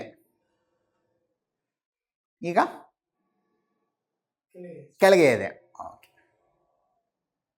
ಈಗ ಮೇಲಿದೆ. See wrong students. Is not identifying on the right toe. Let me examine on the left side.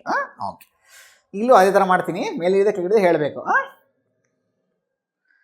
ಕೆಳಗ ಮೇಲ? ಕೆಳಗೆ ಈಸ್ ಸೇಯಿಂಗ್ ಸ್ಟೂಡೆಂಟ್ಸ್. ಕೆಳಗ ಮೇಲ?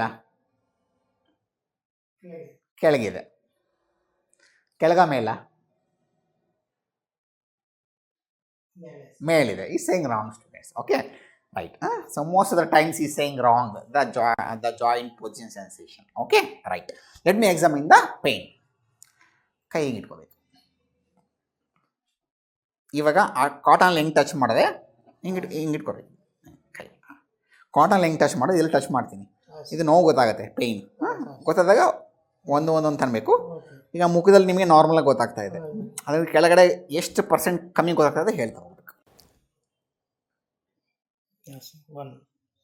ನಾರ್ಮಲ್ಲ? C2 normal. C2 is normal, students. C3, C4 normal. C5 normal. Okay. C6 also normal. Normal. C7 normal. C8 okay. Normal percent ಕಮ್ಮಿ ಏನು ಗೊತ್ತಾಗ್ತಾ ಇಲ್ಲ. Okay, ಇವನ್ T1 also normal. Let me exam ಅಂದ್ರೆ T4 same ಒಂದೇ ಥರ ಇದೆ. T8 ಇದು ಇಲ್ಲಿಗೂ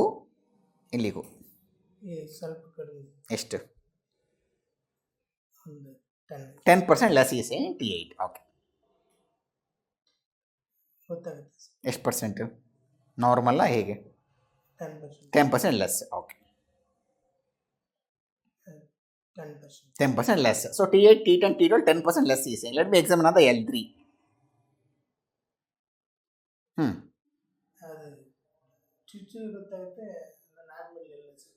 ಎಷ್ಟು ಕಮ್ಮಿ ನಾರ್ಮಲ್ ಇಲ್ಲ ಅಂದರೆ 30 ಕಮ್ಮಿ okay 40 coming. Okay. L3 is saying right side 30% less, left side 40% less. Let me examine on the L4. 20 less. Huh? 30 less. Okay. L5. 40 less. 20 less. Okay. Right. Okay. Right. S1. 40% less. 30% less. 30 less. 40 less. Okay. So students, for pain also there is a loss of pain sensation around 30 to 40%. But upper limb pain is saying it is normal. But below T8, T10 there is a reduction around 10% is saying. Okay. Right. So this is the sensory system examination findings in. Okay. Okay students, let me examine the one more important finding what he has is a posterior column sensation, that is a vibration. Okay. Vibration is carried by posterior column. Let me examine. It is a very interesting finding students. Let us examine that. Okay. ಇದು ಇಟ್ಟಾಗ touch ಮಾಡೋದಲ್ಲ, ಹಿಂಗೆ vibration ಆಗೋದು ಗೊತ್ತಾದಾಗ ಒಂದೊಂದು ಅಂತ ಹೇಳಬೇಕು. ಈಗ ಫಸ್ಟ್ ತಲೆ ಮೇಲೆ ಇಡ್ತೀನಿ, ಆಮೇಲೆ ಇಲ್ಲೆಲ್ಲ ಇಟ್ಕೊಂಬರ್ತೀನಿ. ಎಷ್ಟು ಪರ್ಸೆಂಟ್ ಕಮ್ಮಿ ಗೊತ್ತಾಗ್ತದೆ ಹೇಳ್ತಾ ಹೋಗ್ಬೇಕು. Okay right. ಕಣ್ಣು ಮುಚ್ಚಿ. Normal yeah okay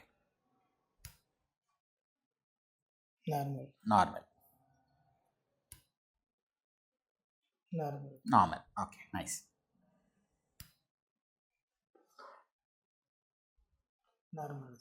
normal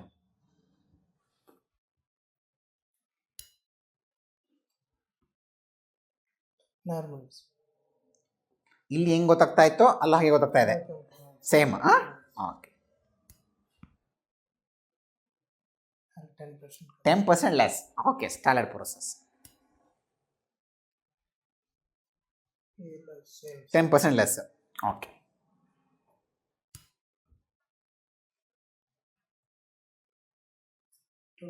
20% less tibial tuberosity. 30 less on left tibial tuberosity.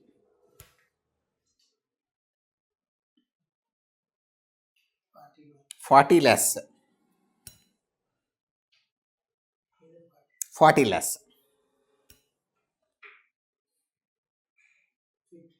50 less lateral malleolus.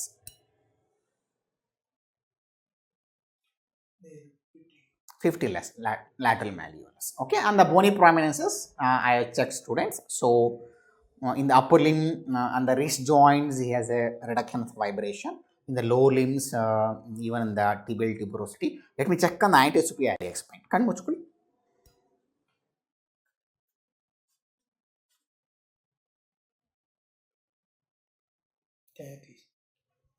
Ideally to expose students, so we should not do on a cloth.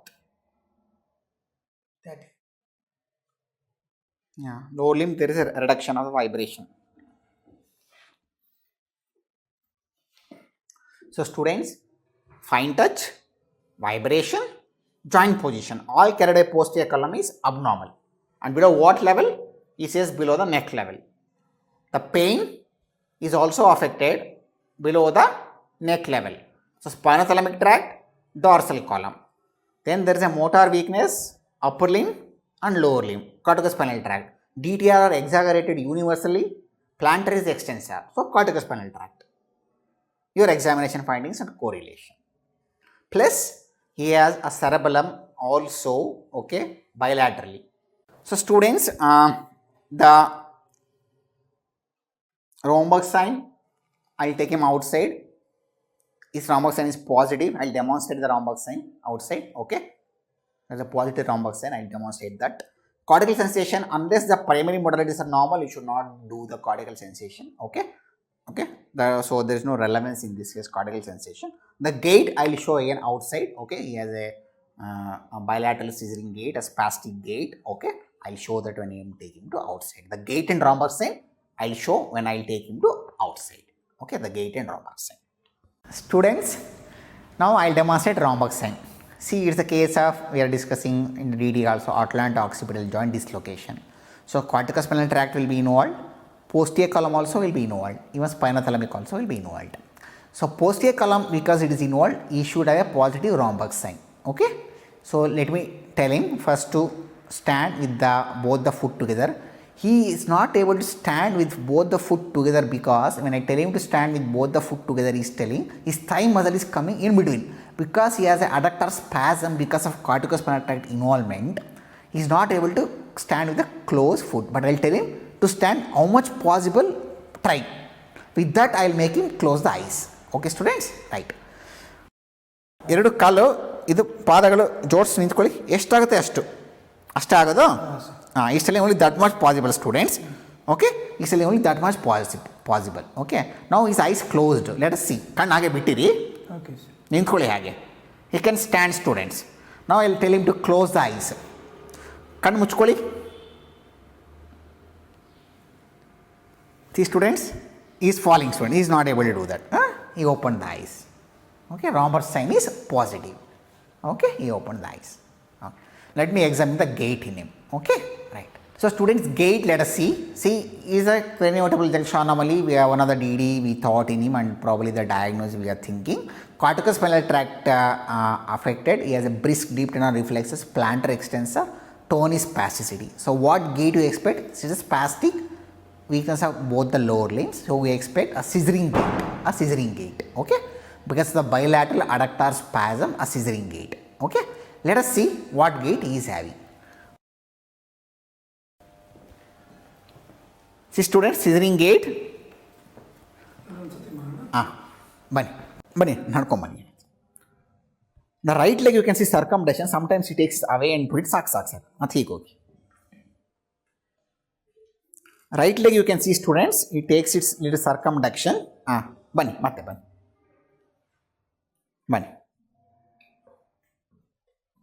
This is the gait he is having. Saku, nadkondi. But in familial spastic paraplegia, you got a classic scissoring gait. Okay, right. So the case which I have shown in the video of familial spastic paraplegia, you see students, classic scissoring gait is there. Okay, classic scissoring gait. Okay. The skull and spine is normal, no kyphosis, no scoliosis. Autonomic nervous system is normal. Cardiovascular system, you have to look for those shunt regions, as I told VSD, that will be associated with the Whipple fail deformity. Respiratory system and parabdomen examination is normal. So what are the positive findings you got in the examination? Students, in the nutrition, you got both the small muscles are wasted in the examination. Cranials are normal, not affected in him. All the cranials are normal. Higher mental function is normal. In the motor system, nutrition, there is a wasting of both the small muscles. Then the tone, you saw both the lower limb, the tone was spasticity. Okay, there was a hypertonia bilateral. Motor system examination, the power in the upper limb, 4/5 in the proximal group of muscles. Distal small muscle, there is a bilateral wasting is there and weakness. Bilateral small muscle, wasting and weakness of bilateral small muscle. Then in the lower limb, there was a weakness around 4/5, the power. Then the coordination, there was bilateral cerebellum was affected. Okay, bilateral cerebellum is affected. Then reflexes, universal exaggerated reflexes. Plantar superficial is extensor, abdominal is absent. Then sensory, with the sensation carried with the posterior column as well as the pain and the spinothalamic tract affected. Okay. At the end of history, what are you thought on anatomic localization? You thought a corticospinal tract. At the end of examination, also corticospinal tract. At the end of history, you thought dorsal column. At the end of examination, also dorsal column. Okay, because rhombox sign is also positive and all the sensation carried by posterior column is affected. At the end of history, you thought pain and temperature, spinothalamic tract is affected. At the end of examination, also spinothalamic tract is affected. plantar extensor, DTR exaggerated. At what level you thought at the end of history? Below the neck. At the end of examination also below the neck. So what it added, the examination? So history is such an important thing in CNS, you can diagnose 99% by history only. It just substantiated your findings. Only one thing is, history he didn't tell the ataxia and imbalance. He told only wash basin symptom is there. But on examination, you got a cerebral signs. One more point you got is the cerebral signs on examination, you got it. So this is the anatomical localization. After the trauma he developed, so it is a traumatic quadriparesis. Above C5, we don't know where is the level, above C5 probably. A traumatic quadriparesis. But a trivial trauma like this, fall from height, for example, a third story building, height, definitely you can explain. But at just a trivial trauma, then you have to think a Cranio Vertebral Junction Anomaly, Atlanto-axial dislocation. Because in Atlanto-axial dislocation of Cranio Vertebral Junction Anomaly, you won't have any cranial abnormality. Unlike a basilar invagination where there will be a lower cranial nerves will be involved. You won't have any raised ICD symptoms also. And you get a spasticity like this in Atlanto-axial dislocation. Exaggerated DTR you will get. A dorsal column signs you get like this. With a plantar extensor, a dorsal column signs, loss of fine touch, vibration, position, sensation. So we can think it as a case of Atlanto-axial dislocation. The other DDs you can just rule it out. History-wise only vascular you rule it out because there is no other cranial involvement. Okay. And anti-spinal artery thrombosis you can rule it out if is a vascular etiology which can explain the acute onset of quadriparesis, but they will have dissociate anesthesia, anti-spinal artery thrombosis. But here all the modalities are lost. So anti-spinal artery thrombosis you can rule it out. History wise only you can rule out MS because it is relapsing and remitting, but here only one attack he had which improved, which is improving. So MS at that level, spinal level, the cervical level, MS, progressive MS.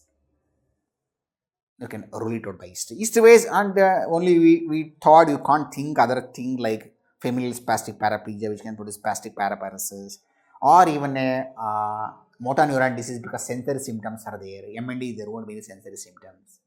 Okay, you can't think only all those diseases in this case. Okay. So a diagnosis should be Atlanto-axial dislocation, a Cranio Vertebral Junction Anomaly. Another thing at cervical level is cervical spondylosis. They will key for a postgraduate cervical spondylosis case. What are the clinical features of cervical spondylosis? Okay. And how do you investigate? How do you manage? I'll discuss. Okay. After the discussion of this case, cervical spondylosis along with Cranio Vertebral Junction Anomaly, I'll discuss. And one more thing, in a case like this, they'll ask what are the causes of small muscle wasting. You have to know small muscle wasting. And one more thing is a compression at that level, high cervical level, the pattern of weakness they'll ask. Ellsberg phenomena. The pattern of weakness will be, suppose if it is a compression at the left cervical level, left upper limb will be first affected, left lower limb, then right lower limb, then right upper limb. Standard question. All the examiners will ask. Pattern of weakness in high cervical cord compression. Ellsberg phenomena. Okay, right. I'll discuss it again. Okay, when I discuss about this case. Okay, these are the DDs which you can consider. And students, they had done MRI when he went to a higher neurological center in Bangalore. They found he is having Atlanto-axial dislocation. Then they gave the traction for 2 days. His power didn't improve. Then they took to the OT. They operated. Okay, they reduced the dislocation. After that, slowly his power and other sensory systems has improved. Okay. And history wise only we consider the spinal cord because bladder is involved, sensory level is there, the anatomical localization, corticospinal tract, all the tracts at that level. And bladder is giving human bladder symptom on board. He has a precipitancy. No control. He has to evacuate initially, but now of late his bladder symptom has improved. So it's a very nice postgraduate case of Atlanto-axial dislocation. Okay. Now let me discuss detail about the Cranio Vertebral Junction Anomaly and even cervical spondylosis because closely it mimics like this. Okay. And we can discuss that also. Okay. Students, I told after diagnosing atlantoaxial dislocation MRI, the higher neurological hospital they took him to OT. You can see the scar mark here. They operated, they reduced the dislocation. Students, you can see the scar mark on the back. Okay, students, right. So, students, now let us discuss detail about cranio vertebral junction anomaly and also cervical spondylosis. Both we will discuss, and also cause of small muscle waste. What is a craniovertebral junction? What all it includes? It includes the occiput, okay, the occipital bone, the axis, the atlas, and the dens or odontoid process of the axis. Dens or odontoid process belongs to the axis. Okay, so the occiput bone, the atlas, the axis, the dens and odontoid process of the axis. This is a craniovertebral junction. And craniovertebral junction malformations, okay, it is related to the relation of the basic occiput to the atlas, to the axis or odontoid portions of the axis, and to their articular joints, and to their ligaments. So, craniovertebral junction anomaly relates to these small relationship of this basic occiput to all these structures. So, how it is classified, the craniovertebral junction anomalies? Because see, it can be a skeletal anomaly or it can be a neuroaxial anomaly. The skeletal anomalies are platybasia, basilar invagination, triple fail syndrome, occipitalization of the atlas vertebra, and atlantoaxial dislocation. Each one I will describe later. The skeletal abnormalities. Then neuroaxial. Neuroaxial is Arnold-Chiari malformation, Dundee-Walker syndrome, or occipitocervical meningomyelocele posterior fossa cyst. These are the neuroaxial. The skeletal, the first one is platybasia. So, here in a platybasia, the angle which is one line will be joined from nasion to the posterior clinoid process or diaphragmatic cella or midpoint of the pituitary. In a PPT, I will show all these lines. Okay, after the discussion, I have a PPT. All these lines, other things I will show in that PPT. What is an ASEAN? Where posterior clinoid process comes? A line from an ASEAN to the posterior clinoid process or to the diaphragmatic cella or midpoint of the pituitary fossa is one line. Then from that line, along the clivus, a line will be joined to the anterior rim of the foramen magnum. Anterior rim of the foramen magnum. This angle should be 150 to 145 degree. If it is more than 145 degree, it is known as a platybasia. Platybasia usually won't produce any neurological manifestations, but it will be usually associated with the basilar invagination. Basilar invagination. This is platybasia.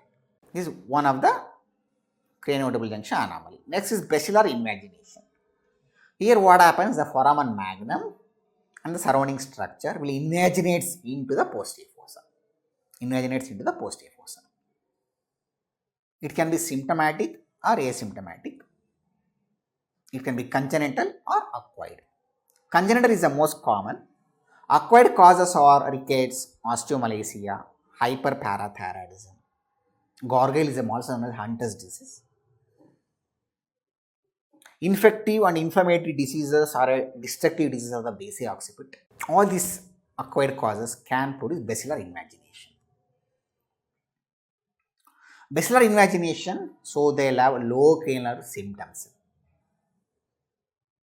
They'll have diplopia, dysarthria, dysphagia. Even they'll have cerebellar signs. They'll have intentional tremor, ataxia. So they'll have cerebellar signs, low cranial involvement.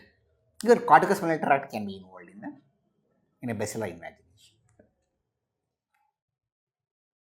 Okay, so that is the basilar invagination. So next is you have triple fail deformity.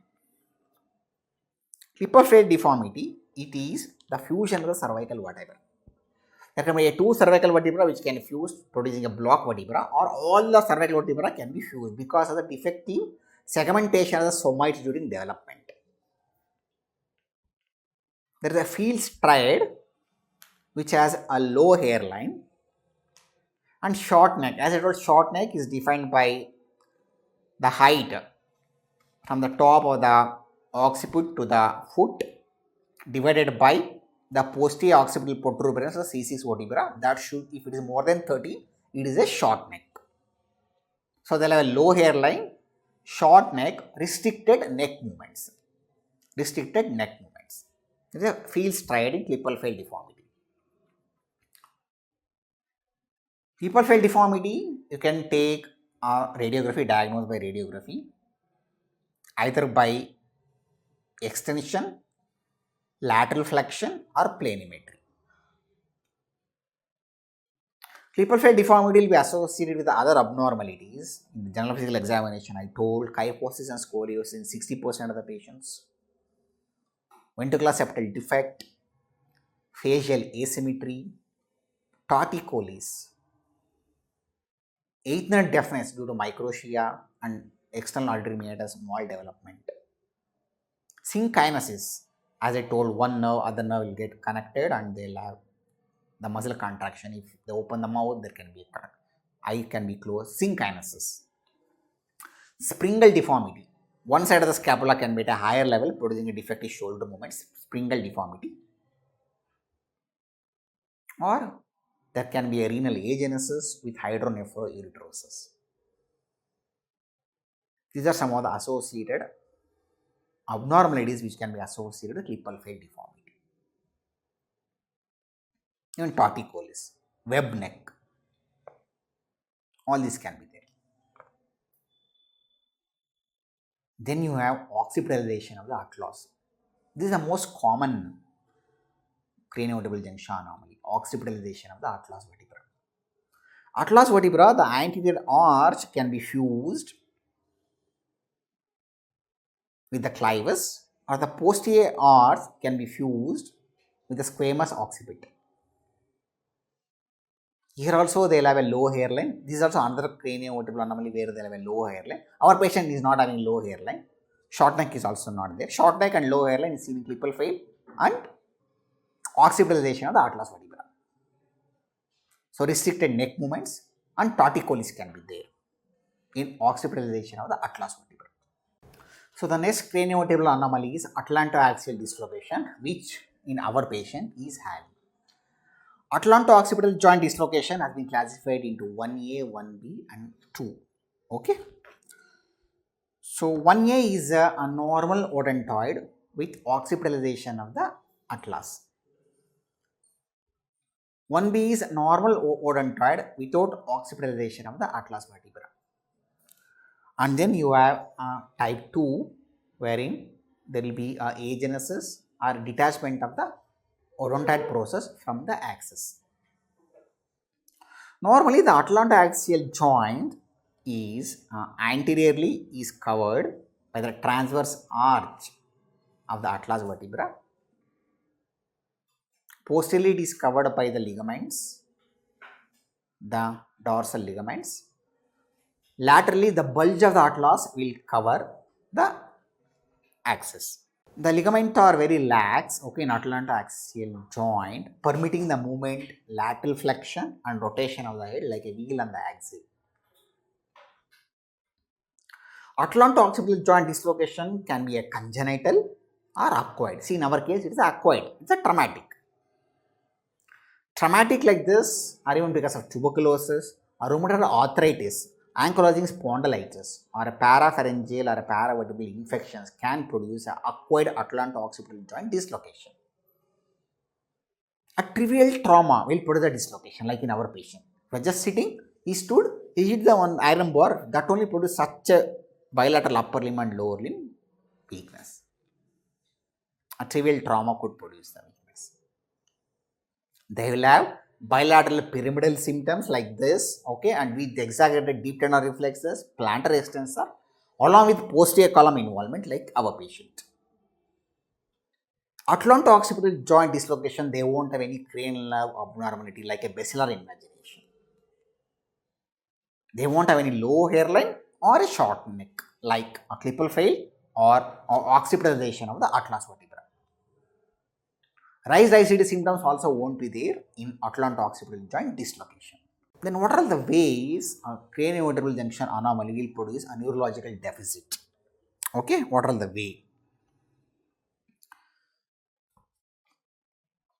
The bony abnormality or the soft tissue abnormality may press on the spinal cord. That is one way it can produce a neurological abnormality. Or there may be congenital developmental abnormality of spinal cord or a combined bony and spinal cord developmental abnormality. Or because of a CSF flow obstruction can produce a neurological abnormality.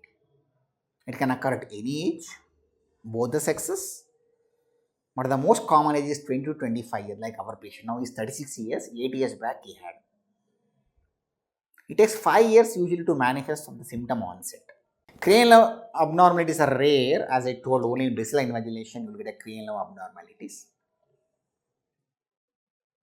They'll have a subjective sensory symptom, even objective there may be a sensory findings will be there. A cerebellum symptoms can be there and signs can be elicited, and corticospinal tract will be involved.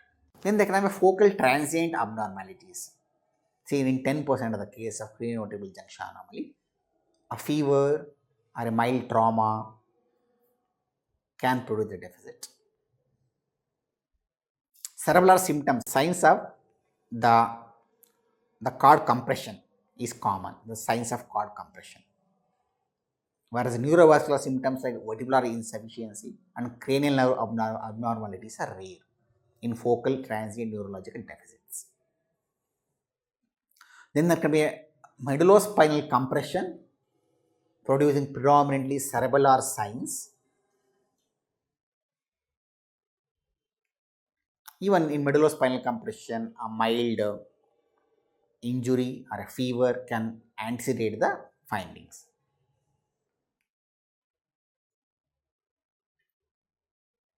So our patient is atlanto-axial joint dislocated patient, acquired because of a trivial trauma produced in him. Okay, a nice case of cranio vertebral junction anomaly. Okay, right. So next is I want to discuss a few points about the diagnosis. The diagnosis is made by the radiology, AP view of the skull, lateral view of the skull, and spine also. Okay, AP and lateral view of the cervical spine will be taken. In the lateral view, you can take the neutral position, flexion, and extension position. Then town view, mental view, and open jaw view, you can take the radiological X-rays to diagnose it, the cranio vertebral anomalies. And the treatment is always surgical, like in our patient, they done a surgery. Treatment is always surgical. Then there are some lines in cranio vertebral junction anomaly. Okay, the lines which you get in a lateral view, the lines which you get in a anteroposterior view. The lines which you get in a lateral view are, okay, you have Wackenheim line. I'll tell each line how to measure, how to do that in the slides. Okay, PPT I'll show. Chamberlain's line, McGregor line, McRae's line, highest point of claws, spinolamellar line. Each line I'll tell students, don't worry, I'll explain, okay, in the slides, how to measure it. Then you have the lines which are there with the anteroposterior. That is Fish-Gold's bilateral digastric line, Fish-Gold bimastoid line. Then you have Schmidt's-Fischer line, also known as angle of the axis of the atlanto-occipital joint. I'll show all the lines, students. Okay, I'll explain it. So these lines, some of the examiners may ask, you should be able to know it. Okay, at least name it. Okay, even if you're not able to tell from where to where it extends, at least you should be able to name some of the lines in the exam if you get a case like this. Okay, right. So a few points I want to discuss about cervical spondylosis also in this case, because they resemble together, and cervical spondylosis case also they may keep in the exam if you get the case for postgraduates. Cervical spondylosis is the most common acquired myelopathy. It's the compressive myelopathy. Most common acquired myelopathy, compressive myelopathy you get in general practice. The clinical features, usually a sensory, they have a pain in the neck, base of the neck. Above the scapula there can be a pain. Then brachyalgia, the pain can be radiate to the arms, both the arms, preaxially and postaxially to the elbow joint and wrist joint. The pain will increase with coughing, sneezing, cervical spondylosis pain. Then they'll have Lermidis symptom. Lermidis symptom, as I told you, get in multiple sclerosis, B12 deficiency, cisplatin toxicity, pyridoxine toxicity, tethered cord syndrome, radiation injury. So Lermidis symptoms they'll have. Other sensory symptoms and signs, dorsal column, because it is involved there. Okay, dorsal column will be involved, so the position, joint position, vibration sensation will be affected. It's called as, it may mimic like a tabatic unsteadiness, the cervical spondylosis unsteadiness. Then they'll have bilateral spastic leg weakness, cervical spondylosis, bilateral spastic leg weakness, plantar will be extensor, DTR will be exaggerated in both the lower limbs, but in the upper limb there will be absent biceps, but finger flexion will be exaggerated. That is known as the inversion of the biceps, classically seen in cervical spondylosis. Why? Because it affects C5, C6, biceps will be absent. Below C8, it becomes a UMN. That is why if you get a finger flexion. Some of the patients, because one side compression of the cervical spinal cord, you may get ipsilateral corticospinal tract, ipsilateral fine touch and vibration, whereas contralateral pain and temperature will be affected. Contralateral pain and temperature, that is Brown-Sequard syndrome. Brown-Sequard syndrome. Then some patients even they may have a mirror movements. If they do movements in one hand, the other hand they may start moving the same movement. The mirror movements can be there in some other patients. Small vessel wasting is not a common feature, but few patients may get small vessel wasting in cervical spondylosis. In the end stage, even you get bowel and bladder involvement in cervical spondylosis. What is the pathology? Why they should develop it? The pathology cervical spondylosis is there can be a disc herniation, osteophytes. The posterior osteophytes from the vertebral body can press on the spinal cord, or there can be osteoarthropathy of the apophyseal joint producing the foramina narrowing, the foraminal narrowing. Or there can be a ligamental flavum thickening with the posterior introsus ligament thickening, anteriorly, ligamental flavum posteriorly thickening, producing the canal stenosis, cervical canal. Or it may press on the vascular supply arteries.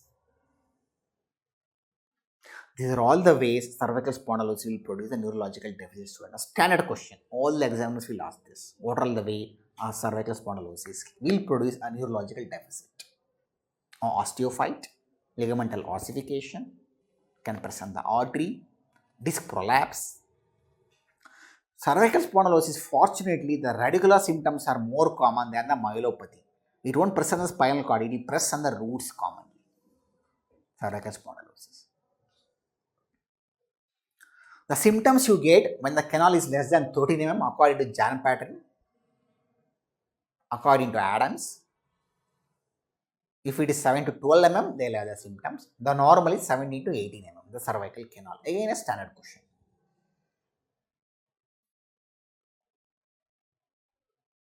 In a cervical spondylosis.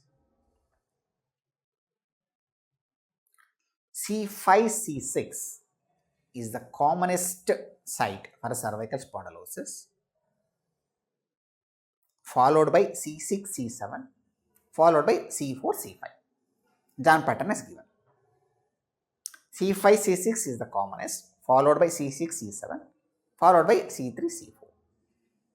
So C5, C6 means C6 root will be involved, student. C6 root will be involved in C5, C6 because that is a joint where there is a maximum mobility, C5, C6. If you get a symptom in C4, C3 or T1, you have to think other diagnosis rather than cervical spondylosis. That is what John pattern says.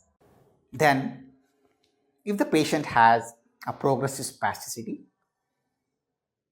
the motor weakness and wasting, or a bladder symptoms, or a sensory loss, that is the indication to operate, or else we just give a soft collar for cervical spondylosis. Okay, so those are the few points about cervical spondylosis, students, which you should know. Then what are the DDs for cervical spondylosis? As I told, cervical spondylosis will produce the spastic paraplegia, both the legs. Some of the disease will mimic, which I already discussed. Familial spastic paraplegia will have a spastic paraplegia that may mimic, or a progressive MS at cervical region, multiple sclerosis can mimic. Okay. Subacute combined degeneration sometimes can be a closed DD for cervical spondylosis. These are some of the differential diagnoses. Then cervical spondylosis is the commonest compression at that level. What are the other compression you can develop? A tuberculosis or secondaries can compress at that level. So these are some of the differential diagnoses for compression at that level. Then the other thing is few points. Purling sign. Purling sign is if you extend the neck, there will be a pain will be aggravated in cervical spondylosis. Purling sign. Then cervical anginal syndrome. If the cervical spondylosis is at C5, C6, because the C7 root, they may have a precordial pain, cervical anginal syndrome. Then arm abduction may relieve the pain sometimes in cervical spondylosis. Then students, one of the fascinating question for all postgraduate students by the examiners is, what are the cause of small muscle wasting? Our patient is having a small muscle wasting, bilateral. Even any CNS, they are fancy to ask this question, they'll come back and they'll come to this question, small muscle wasting, what are the causes? So either you can come from periphery to center or center to periphery, students. Let us go from periphery to center. It is always nice to go from periphery to center. So distal hand, now the muscle diseases, distal myopathies, which we discussed so many times, some of the distal myopathies. Inclusion body myositis, where there will be a distal hand will be involved and proximal leg quadriceps will be involved. Inclusion body myositis. Then distal myopathy of Gower, where only distal muscle will be involved. So distal myopathies. That is muscle. Next, go above the nerve. Leprosy. Mainly not the peripheral nerve producing. Leprosy will mainly produce hypothenar muscles wasting. Hypothenar. Whereas the thenar muscle wasting is a feature of carpal tunnel syndrome. Carpal tunnel syndrome. We are discussing the nerve. Muscle over, now the peripheral nerve. Then lead. The lead toxicity can produce a small muscle wasting. So 3, leprosy, carpal tunnel, lead, nerve. Then you go above, students. After nerve above. Plexus. So you have a cervical plexus. What are the diseases? Cervical rib, Klumpke's paralysis. Cervical rib and Klumpke's paralysis, plexus.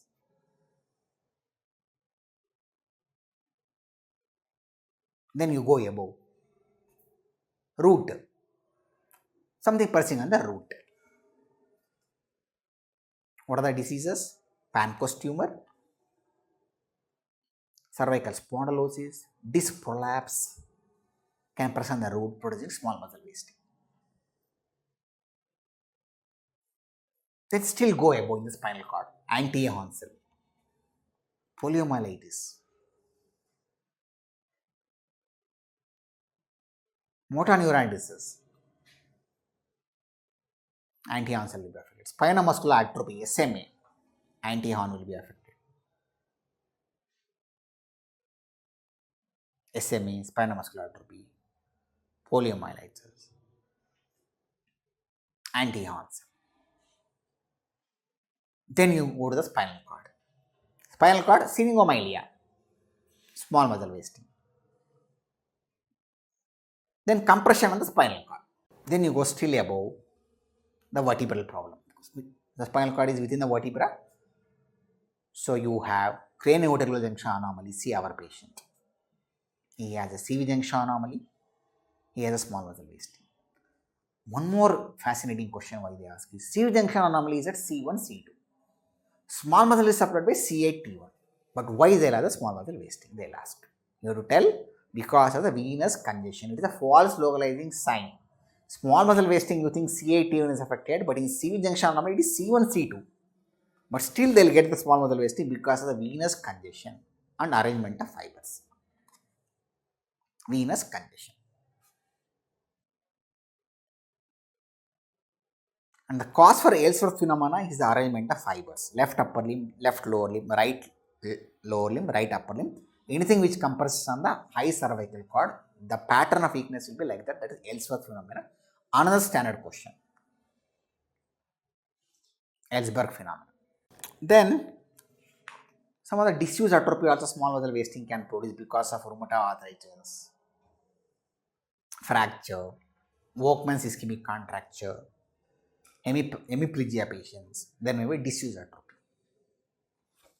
Okay, so these are the cause of small muscle wastings. Okay, next is one more question they'll ask in a case. You get a case like this is a quadriparesis. What are the diseases you get? Quadriparesis with lower cranial involvement. You have a Guillain-Barré syndrome. There they can have quadriparesis with lower cranial involvement. One of the CV junction anomaly, as I told, the basilar invagination, where they'll have lower cranial involvement with the quadriparesis. Basilar invagination, a CV junction anomaly. If you just a CV junction anomaly, they'll be happy. If it's a CV junction anomaly with basilar invagination, they'll be more happy examiners. Motor neuron disease, they'll have weakness of both upper limb and lower limb, along with only motor cranial nerve will be involved. Motor cranial nerve. Myasthenia gravis, they can have weakness of upper limb and lower limb with motor cranial nerve involvement.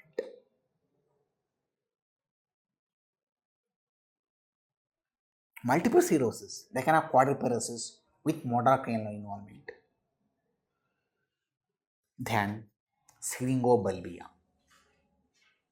Syringobulbia is the syrinx will extend to the bulb, to the brainstem, producing the cranial nerve weakness along with the quadriparesis, syringobulbia.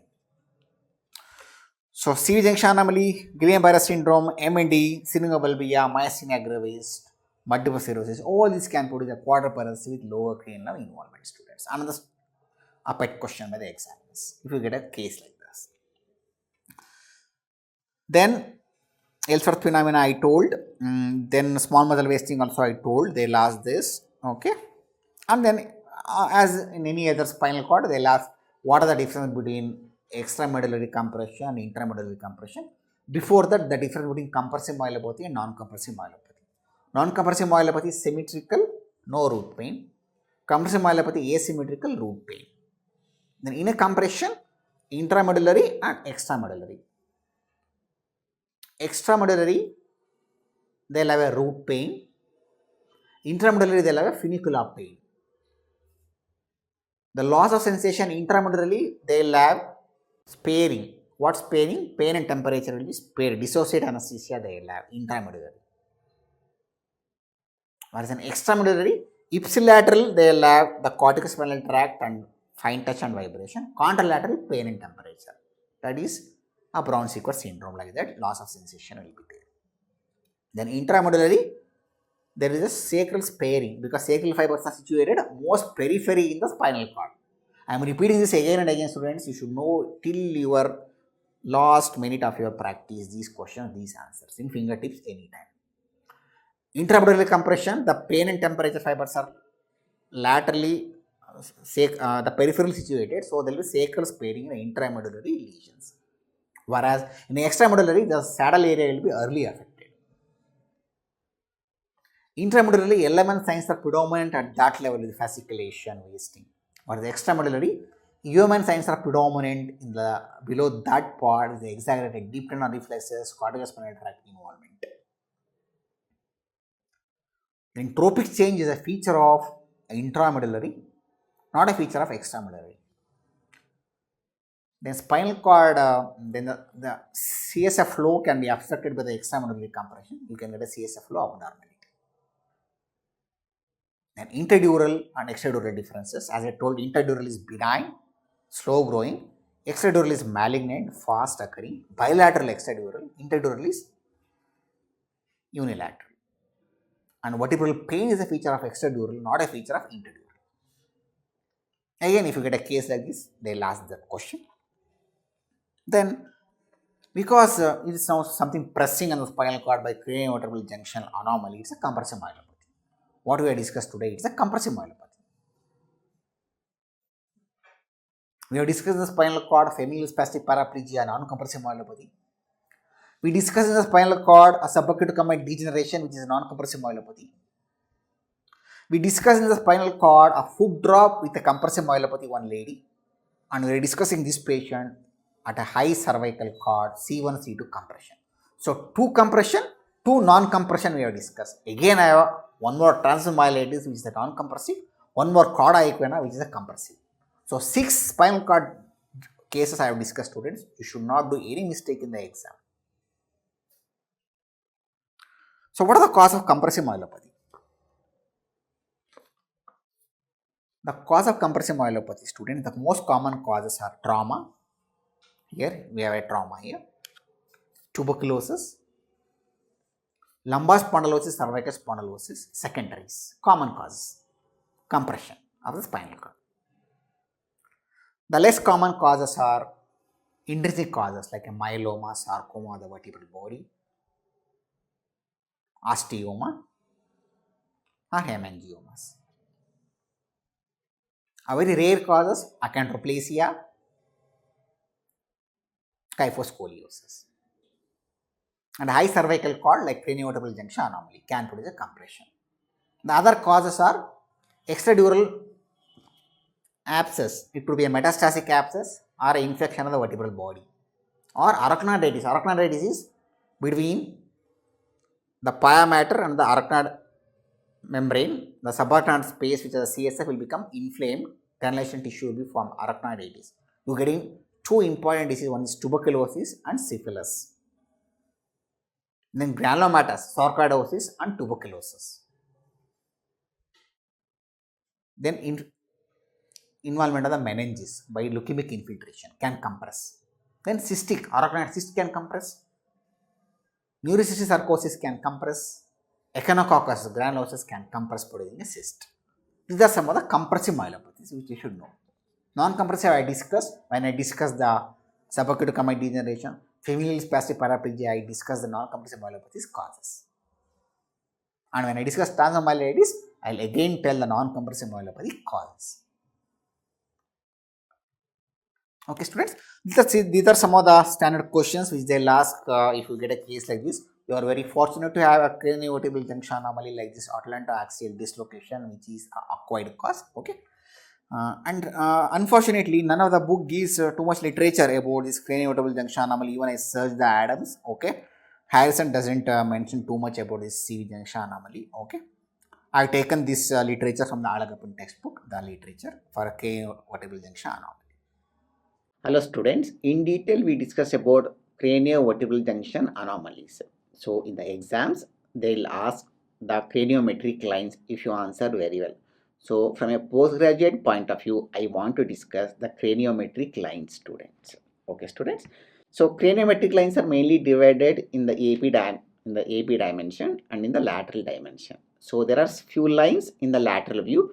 There are few lines in the anteroposterior view. First, I will discuss the lines in the lateral view. Okay, students. Right. So, the first is the Chamberlain line. So the Chamberlain line, students, here you can see that the Chamberlain line, it is also known as palato-occipital line. Palato-occipital line. So here what happens is, from the posterior part of the palate to the opistheon. Okay, this is the posterior part of the palate. This is the posterior part of the palate to the opistheon. A line is drawn here. A line is drawn here from the posterior part of the palate to the opistheon. So here what happens is, the tip of the dent should be at least, only it should not exceed more than 3 centimeter above this line. If the axis, which is the second vertebra, it has a dents. Okay, if the dents or the tip of the axis, if it extends more than 6 mm, it is basilar invagination. So here you can see, students, this is the line you can make out here. Okay, so if the tip of the dents extends more than 6 mm above this line, okay, so this is the dents, you can see here the dents, okay, that is extending above that line, then that indicates basilar invagination. Okay, students, right, this is the Chamberlain line. Okay, right. So the next is the McGregor line. So here it connects the posterior superior margin of the hard palate, okay, the posterior superior margin of the hard palate to the inferior part of the occiput, that is a line. Okay, so here the odontoid process, okay, it should not extend, it should not cross that line. Okay, the superior tip of the odontoid process. Suppose if the superior part of the odontoid process here, if it crosses, then that indicates basilar invagination. This is the McGregor line. Okay, students, right. These are all the lines in the lateral view. So next is the McRae line, also known as foramen magnum line. So this line connects the anterior part of the foramen magnum and posterior part of the foramen magnum, the bastion and the opistheon. Okay, the bastion and the opistheon. So normally what happens is, the inferior part of the occiput should lie below this line. Okay, and in the sagittal diameter, the anterior line and the posterior line, it should be less than 20 mm. Okay, if it is, it should be more than 20 mm. If it is less than 20 mm, that indicates neurological symptom or a foramen magnum stenosis. See, this is the anterior part of the foramen magnum line. This is the posterior part of the foramen magnum line. The distance between these two, if it is less than 20, that indicates foramen magnum stenosis. And as I told, the tip of the dent should lie below this line, the anterior part of the foramen magnum and posterior part of the foramen magnum. Okay, student, this is McRae line. Next is Clavis canal line. Okay, also known as Wackenham line. Okay, so here a line is drawn along the clavis. A line is drawn along the clavis. Okay, right. So normally the odontoid transects the line here in the basilar invagination. Here you can see here, this is the odontoid process of the axis. This will transect the line if there is a basilar invagination. Normally it won't transect, it lies tangential to that. That is Clavis canal line. So next is height index of class. Okay, students. So here a line is drawn between the tip of the dents and the tuberculum torcula. So here a line is drawn from the tip of the dents to the tuberculum torcula. This is the line. Okay, this is the line. So okay, a line is drawn. So this line should be average 40 to 41 millimeter. Minimum is 30 mm. In a basilar invagination, this line will be less than 30 mm. Okay, the distance between, there is a dents, the tip of the dents, from the tip of the dents to the tuberculum torcula. This is the line of a tuberculum torcula. Okay, so then in basilar invagination, this line will be less than 30 mm. Okay, so this is the tuberculum torcula line. Okay, a line is drawn from the tip of the dents. Okay, so next is the platybasia, the basal angle. Okay, the basal angle. Okay, here in the basal angle, here you can see the angle between the nasia, this is the nasion, okay, line is drawn from the nasion to the center of the cella turcica. From center of the cella turcica to the basion, a line is drawn. Okay, this angle should be 137 degrees centigrade. This angle should be 137 degrees centigrade. This angle. If the angle is more than 152 degree, okay, if the more 152 degrees, that indicates platybasia or a basilar invagination. Okay, this is the basal angle or a platybasia. Okay, students, right. So next is in the AP diameter. We discussed about in the lateral views, then in the AP views. In the AP views, the digastric line. You can see here in the digastric line. So this is the digastric groove. A line is drawn between the two digastric groove. Okay. And the odontide process should not extend beyond this line, but here it is extending. So if it is extending, that indicates basilar invagination. Okay. So on this line may be sometimes oblique if there is any unilateral condylar hypoplasia. If the condyles is hypoplastic, this line will become oblique also. Okay, students, right.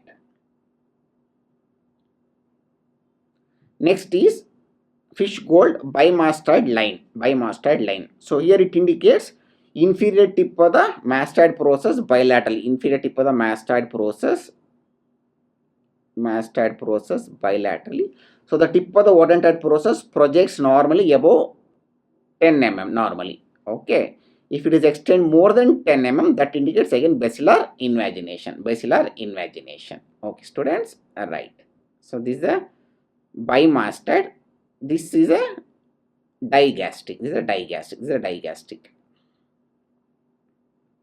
So this is a digastric. Okay, this is a digastric. Okay, right. And this is bimastoid line in the AP view. Okay, students, right. So next is the atlanto-occipital axis angle. This is also known as Schmidt-Fischer angle. So here the angle is atlanto. This is the atlanto. This is the occiput. This is the axis. Okay. So atlanto-occipital axis angle. Okay. This is the occiput. This is the atlas. This is the angle. This is the angle. This is the angle, students. Okay. Right. Normally it should be 125 degrees. Suppose the angle is wider, that indicates condylar hypoplasia. These condyles will be hypoplastic. Okay, students. This is the atlanto-occipital axis angle. Normally it should be 125 degrees. Okay. Right. This is about the craniometric lines. So if you answer well in a cranio vertebral junction anomaly, so they'll ask these craniometric lines and you should know about these things, students. Okay. Thanks, students.